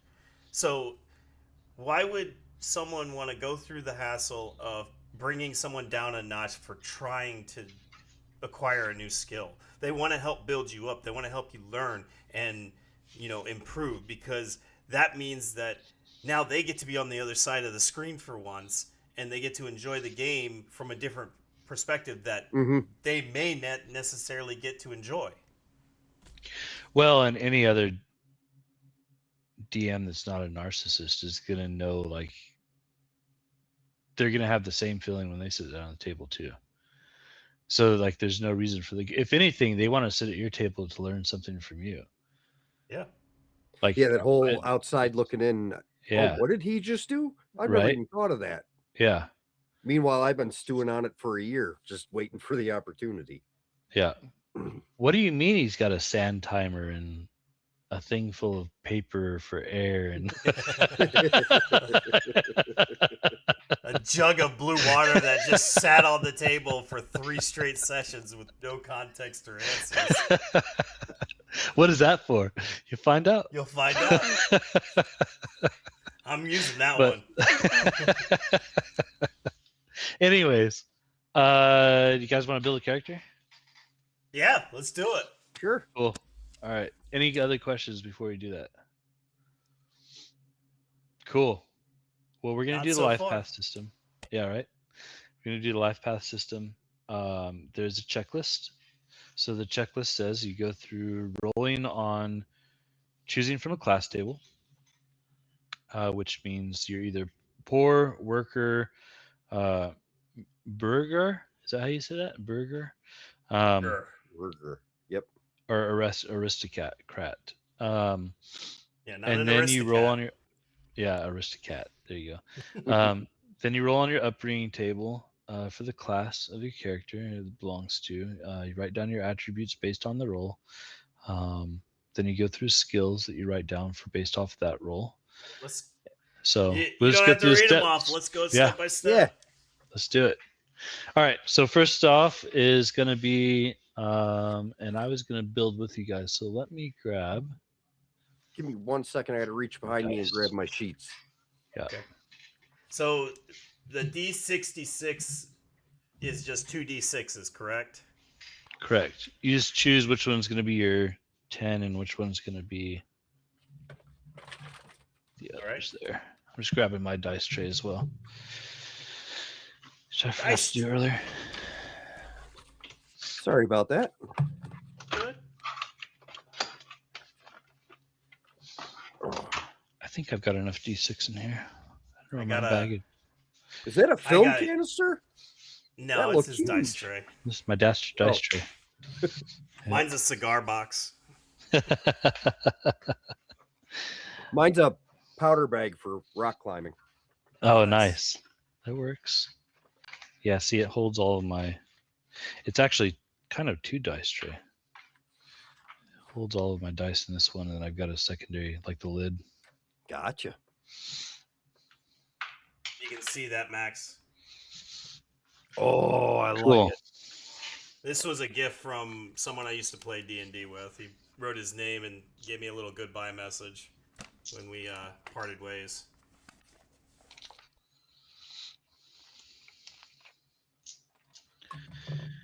Yeah, so you should only need, especially since we're not actually playing, you should only need a couple of pairs of die to get started. Rolling servant, I know it. So first, you just do your, what's going to be your 10 and what's going to be your, so like I rolled a 23. So you're a worker. Worker. Damn. I rolled a 43, so I'm a burger. Okay, there you go. So this goes on.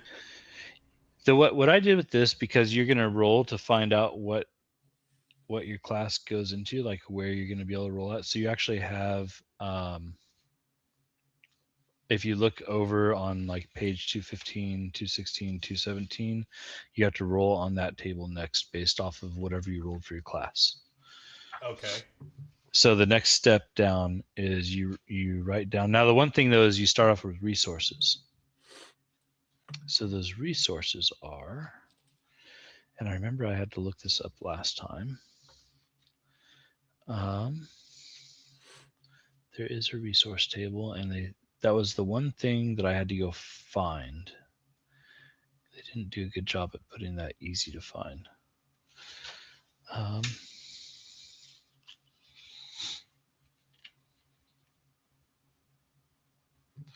Write down your starting resources. It's from your class. So our resources is that table right next to it. So my resources is a 3 as a burger. So my resources, I write a 3. Oh, right. There it is. That's right. Okay. Okay. That's correct. Then we got to roll on our table based off of our upbringing. Mm-hmm. So that is a 1d6.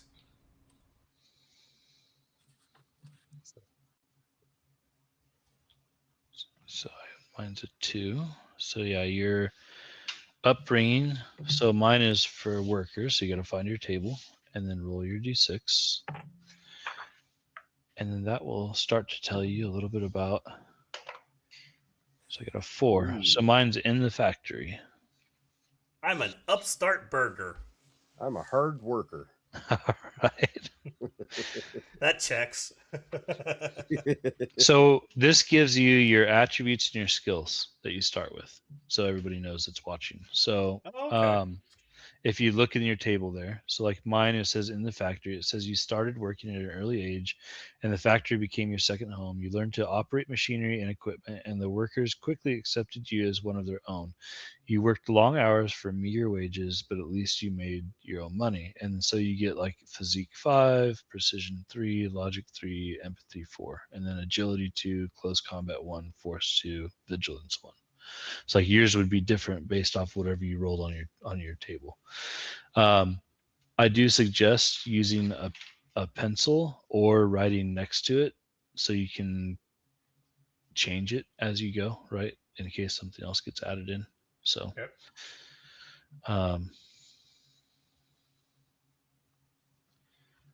So we're on that step. 3. Yep.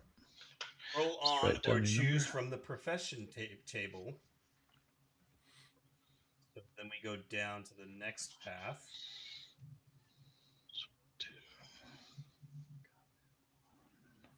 Okay, I see. So then we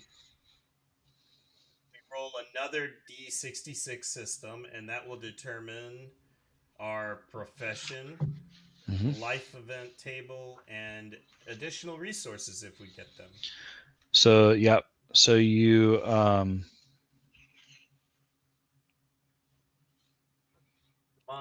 if you see, you actually have your own table. Yep. So if you look at poor, worker, burgher, an aristocrat, and then you do your d6, right? So mine's worker, d66. So again, 24 that time. Sorry, So, Max, I can't be your Alfred. Burger can't even choose get butler on the roll. So it does have a profession, and it tells you what your life table is going to be based off the archetype that you're linked up with. I got military officer. Why do I Oh, want to really? be a military officer? Come on.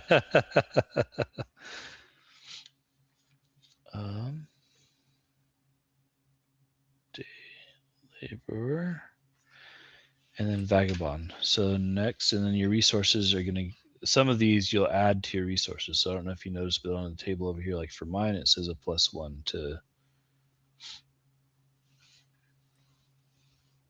mine. Wow. Gained another 3 resources though. There you go. I'm a rich military officer. Rich burger military officer, I should Yeah. say. Burger.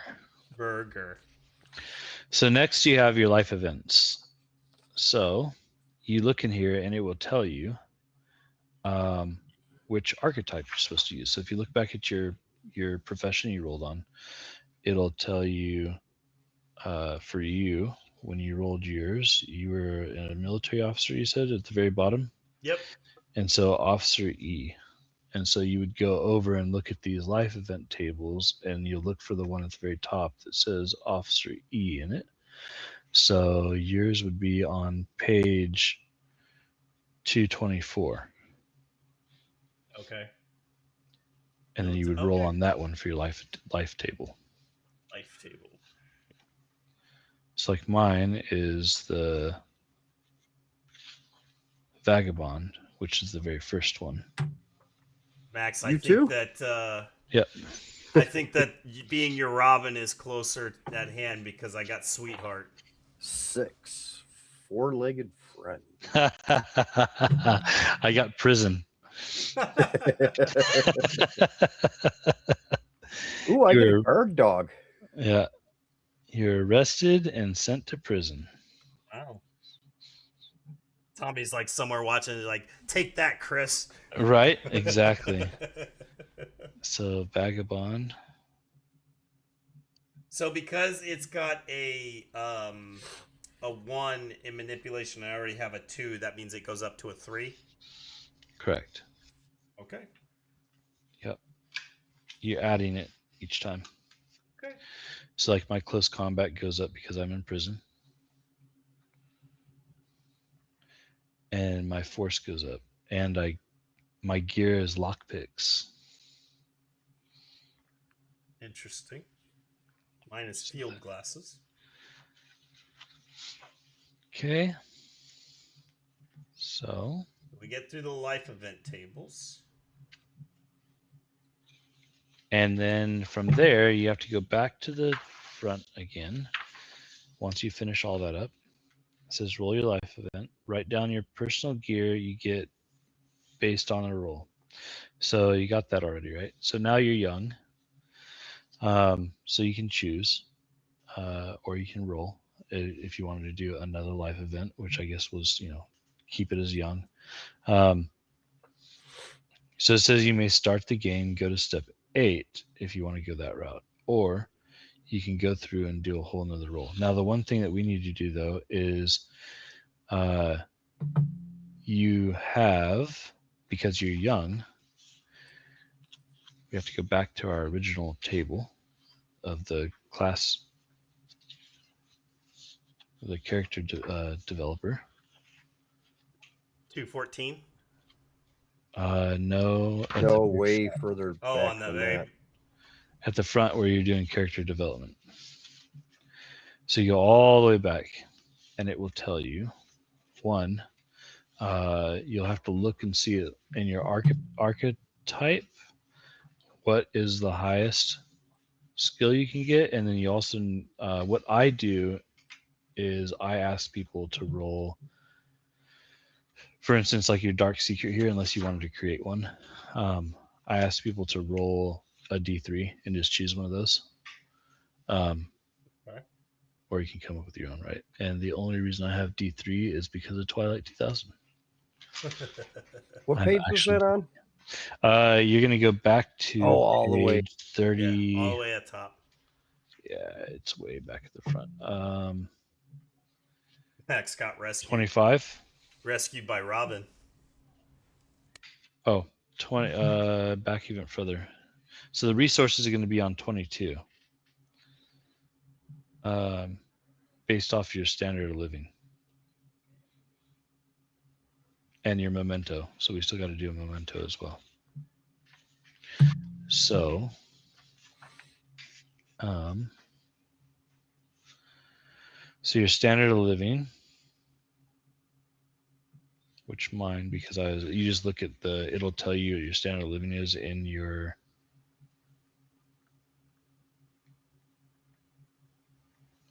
what you rolled earlier, right?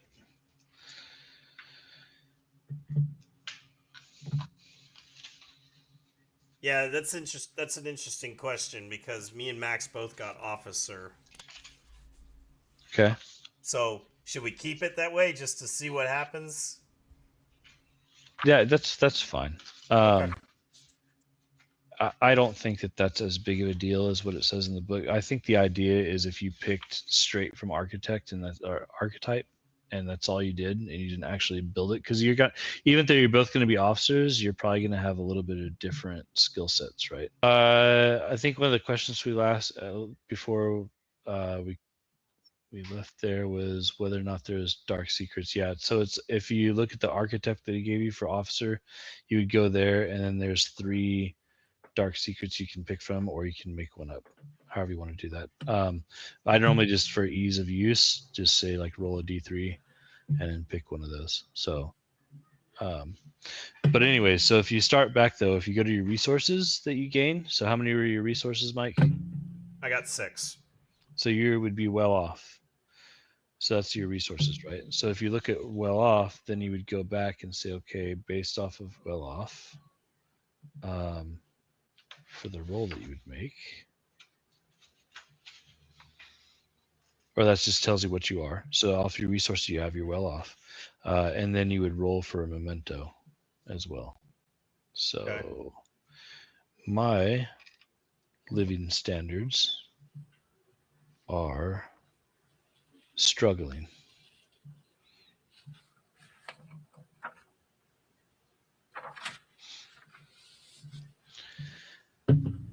Okay. And then you would roll a d66 for your memento. So choose which one of those are. So I got a 6. Oh. And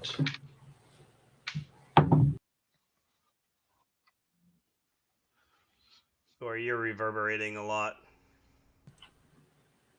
3.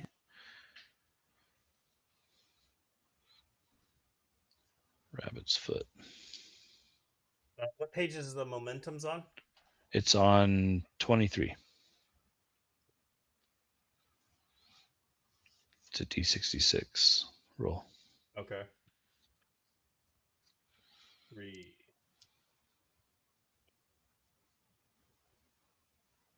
My father's cane. There you go. It's an heirloom cane, Heirloom cane. since you're well off. Can it have a fist on the end so I can hit people on the top like Biff did? Hello? Hello? Exactly. Why not? All right. And then from there,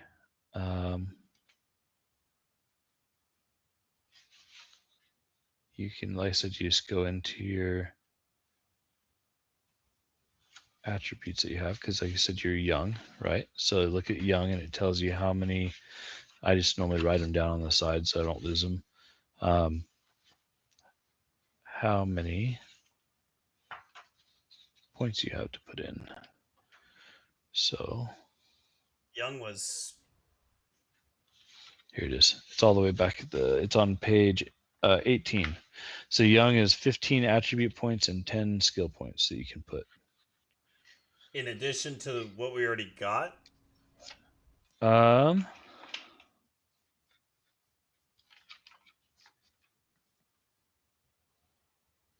Because I mean, I already have 15 based off of what I rolled off the table. Do you? Yeah, so I Okay. think that's Well, then if you were to maybe just that's if you didn't roll it. Yeah. If you yeah, started off without, yeah. Okay. And then how many skill points do you have? 2, 3, 4, 7. I've only got 8 skill points though. So you have 10 that you can do. So you could add skill points.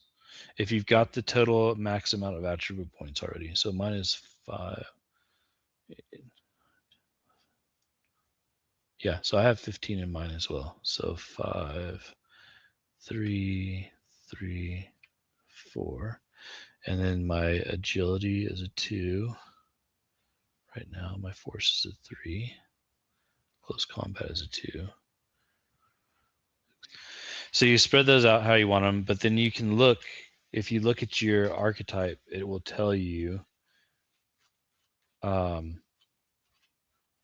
what your, So for officer, well, for vagabond, my key attribute is physique, and my key skill is manipulation. That's the one where you couldn't go over 5 in a specific. So like if you wanted to max one of those out, you would have to. You could only max out whatever was on your archetype. So for yours, it'd be ranged combat and precision. Those are the two that you can max. Like, Okay. So then the other thing too, you have talents that you can choose from.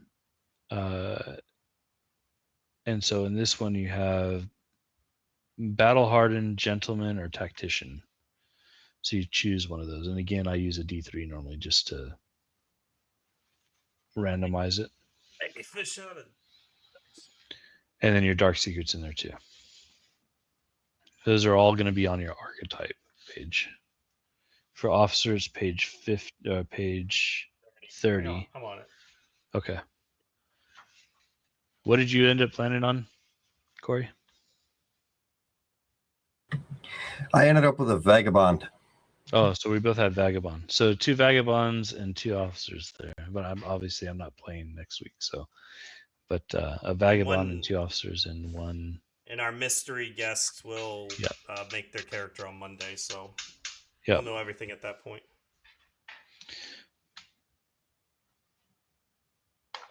Okay. So I got a 2. So that's interesting. So obviously I'm not playing. So my dark secret is terminal illness. Oh, fantastic. I'm probably the guy that just doesn't care, right? At that Right. point, like when we're doing stuff where it's like, so what? Like, doing this anyways. Man, I'm really turning into Max's Robin here. My motivation is my friends need me. Nice. I'm almost terrified to roll the trauma.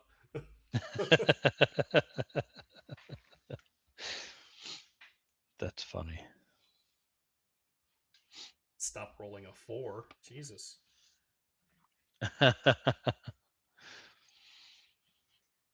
where these come into play. D3s. Oh man. Yeah, I think we will just fine, Max. Just say it. Oh. A different dark secret. Yeah, you can if you want. It doesn't have to be that. I imagine if you probably went on like a Vaesen site, they might have like more roll tables, if you want to do that, or you can just come up with your own. Okay. But it's something that you want to include into actually role playing, like the core role play of your character. Yeah. So keep that in mind when you come up with it. That is a good question, Max. Are we the same rank, or is one of us higher than the other? Might have to. Depends on how much money you guys are making. That would tell it, right? Oh, that's true. Who's richer? Am I richer than you, Max? Because I got a 6 in the resources. What do you got? Don't lie. I'll know. I'll find out. Oh, shoot. I guess we are. I guess we're the same rank. We both got 6. Very well, then. We are comrades at arms.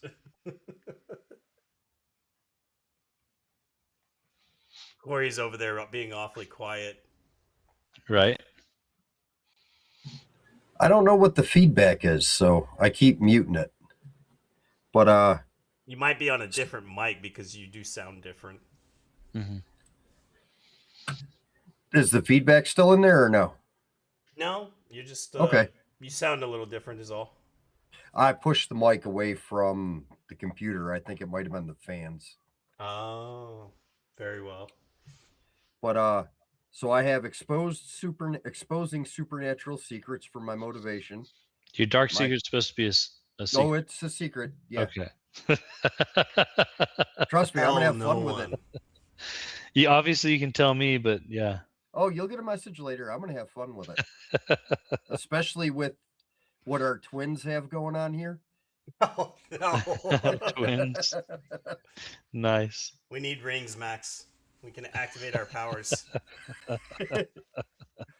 My trauma was I saw a raven rise from its grave. Nice. I saw dead warriors rise on the battlefield, so My trauma was forever in love with a woodwife. oh boy. How did that happen? Now, Chris, question for you. Mm-hmm. When I was breaking down my skill points, and I can run, according to all my charts, I can run my manipulation up to 5. Mm-hmm. Don't have to. Is there an advantage? Because I set mine at 3, and I actually grabbed some investigation that I didn't have at all. I guess so. You would want to look at like what is your empathy, because your empathy and that skill are going to roll together. So if My you have a empathy high, of 4 is a 4. So yeah. So if you did that at a 5, you would be rolling 9 d6s every time you're using that skill. and that's kind of what I figured. Is my empathy was pretty high. Yeah. So I could ditch 1 or 2 to learn a whole new skill. Yeah, you could if you wanted to. Yeah. If you wanted to take it out of that, if you thought, but it just depends on how you want to play your character. So that's what I do is like it tells me where to put my skills, and if I have anything left over, I look back at everything else I rolled, and then I look at what would my character have that I don't already have in here. You know what I mean? Like that's kind of the way I would pick the skills personally. But I love to like role play the character because it's so random, you know? It's not something I came up with. So questions from our viewers. I know we have that little break, and it might be not quite as exciting to watch us put everything on paper on this end, but going through the process like kind of tells you guys it doesn't take that long. No. So, and you know, we've never done it here. So, I mean, I've done it, but life path wise, I know Corey's never done that I know of. No. So going from scratch and starting, it's not a hard process. So. Yeah, that was pretty quick. Other than hashing out the dark secret, and then we're going to do the relationships when we start, so that way. Because you kind of want everybody to understand like how, like when we played last, Crystal was in that game, and her character didn't love me. Her character looked up to me, and I thought she was a nuisance. And so and so we role played that because like I was a rich doctor and she was like this, like I can't remember if it was an artist or something like that, but like a lower end, you know, like artist or whatever, monetarily wise, like where she sat in the rankings. And so and then the other person that I played with, Corey, were you on that one? I can't remember. No, you were the priest. That was a priest in that one. Yeah. So the other person that was in that game ended up being the person that I looked over because they were like lower in the poverty class as well, and they were like a tax write-off for being a doctor. Like I took care of them for free, and so it made me look like I was giving back to charity or whatever. So that's how I played the character. Yeah, exactly. So I guess since we're going to play these, the twinsies, can I be your little troublemaker tag along? See, like I inherited you. Well, you guys inherited me because I won't leave. You'd have to come up You with like two all how, right with that? like when did you guys meet and how did you meet? Like what's like where was that connection? And so that's where you would write that in. Is like I'm at thinking what point just did you before. guys find out that you all had like the sight? Is kind of the idea. Oh. Because that's what connects you guys, right? Is you all know you have the sight. We So, both pointed the same direction. yeah, right. Well, being a homeless kid on the street, like the bottom of the lowest, in what I'm envisioning is I happen to catch these two twinsies bang a left, and they saw the same Vaesen I did, and it's You like, were oh originally you were waiting for something to drop off of one of them that you could take, yeah, and then like Look but at those they shiny, saw pretty yeah, clothes. exactly. And then they saw the same thing I did, which is why they went left. And then I realized that, ooh, they have it too. Yeah, So I guess Max. they would have to know each other before I knew them. And Well, now they just can't get rid of me. Max and I, like we're both officers, so we could literally play it off that we went to the same officer school, ended up in the same battalion, and probably saw similar things. I don't know what Max's trauma was, but mine happened on the battlefield. Shocker there. Who knew? right. Cool. I mean, what do you guys think of the system? It's interesting. I already have a good concept for this officer, so Yeah. have fun hashing, like ironing out the finer details. And if you look at what your talents are, you can start to get an idea for who would be better at what when you guys are starting to experience different things, and like who's going to be the person that tries to manipulate people, who's going to be the person that like because you're gonna that's the other difference in this game is like in D&D you have a face of the party, but here everybody has a time to shine. So whereas in D&D the DM has to give everybody a time to shine, Right. if that makes sense. Yeah. So Uh-oh. Well, yeah, this seems fun. I can't wait to see what happens when we come together and the chaos that ensues. This is going to be a good time. I can't wait until what we should do when we want to do a long session, like during like for instance what Frontline did for us, like during Veterans Day or whatever. We'll do a traveler character development. Is this the one you're always telling me about that you can die in? Yes, you can. In fact, you actually have to decide whether or not you want to spend points at the end to fix some of the things that happened to you throughout your life. Yeah. Oof. I think doing something more like role playing sessions would be better than just traveler character creation. They say, well, I know, but they say it's a mini game in itself. Yeah, but that's a mini game. So, People will they're be like, they're gonna get but everybody's gonna enjoy seeing what bad things happen to you as you're developing your character. That's where they're gonna get their kicks. So I'd rather get trapped in a mirror again. Oh no, this is buddy. This is the original Traveler from years ago. Yes. Yeah. Well, they have it's a newer edition, but yeah, it's the same from the 70s. That's where it started, anyways. It's a little bit less lethal than the old one, but it's still pretty rough. Yeah.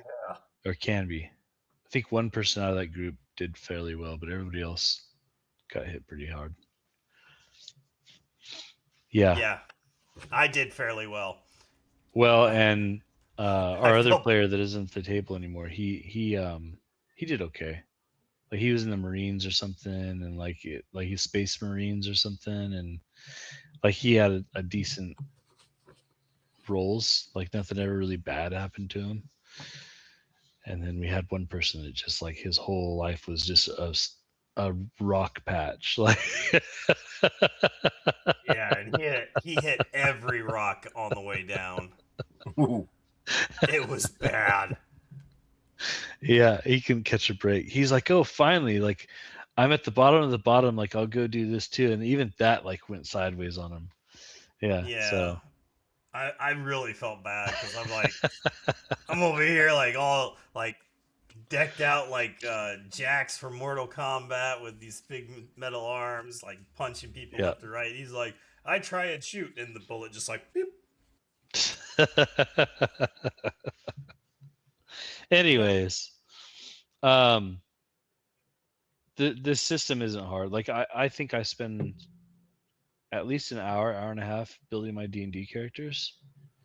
So this was what if we wouldn't have had any complications, and if we had done it before, you could probably build a character in 15-20 minutes. Yeah. Doing life path, and even faster with the archetype if you really wanted to just jump into a game. Absolutely. So Fantastic. cool. Any questions before we wrap things up for the night? I'm excited for next week. I want to follow these two rich guys around. Me and my dog. You got a dog? Oh, You better be yes, careful. I have a guard dog. Me and my mangy mutt have been together since he was a puppy, and I saved him.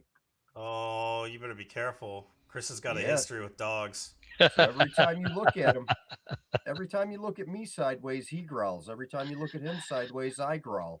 Yeah. Supposedly, I started John Wick in our current campaign. So I will do anything for this dog. I will lean into that one hard. I love John Wick. John Wick version 2 right here, Chris. Hope you're ready for it. As you're like, because yeah, I remember going through that scene too. I was like, as your sight starts to dim and like you start to pass out, you can't see anything more, and all you hear is a yelp. And he is like, oh, yes. Oh. Start breaking the concrete slab. Dig out that poor box. little vagabond's gonna do something. Yeah, that's what happened in our current campaign. But buddy, yeah, we so our website is rolltoheal.org, and it has a new logo. Mm-hmm. It's not a fully polished logo, so let's be clear on that. Our talented artist is working hard to put the final little touches on it, and once they are done, we will make an announcement to announce the official new face of Roll to Heal. I think the biggest announcement this podcast that I don't even think we made is our 501c3. Nope. So. If nobody has paid attention to us like celebrating on Facebook or on Discord, the IRS gave us our decision letter, and we received it Monday, saying that we are officially a 501c3. It only took us 9 months of work. 9 months of work with lots of hills along the ways. Yes, it is. Yeah, I'm pretty proud of us, though. I think we did a pretty good job. What we turned into our CPAs to have them look over, there wasn't a whole lot to fix, so yeah, it was a lot of work.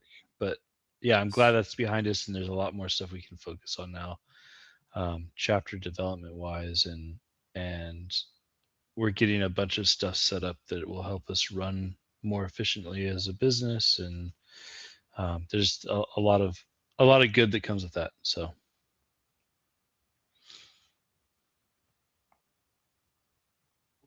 We'll make sure that you get an updated logo when it's time, just to like minimize you having to do it more than once, so that way it's once it's finally done.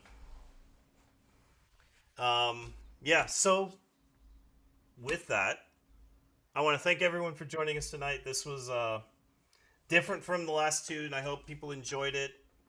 let me know on Discord. We have a podcast interaction channel called Roll to Heal Table Talk Podcast. If you have any questions that come up in your mind throughout the week, you can ask them in there.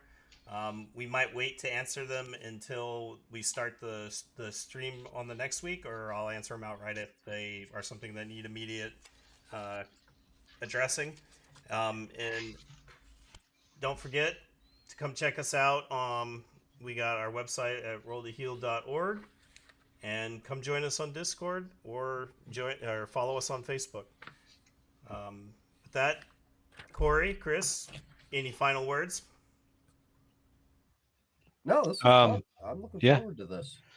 I'm looking forward to get it off the ground. If anybody has questions about chapter development or wants to build something in their area, just reach out to us. We'll get you on the right track. So,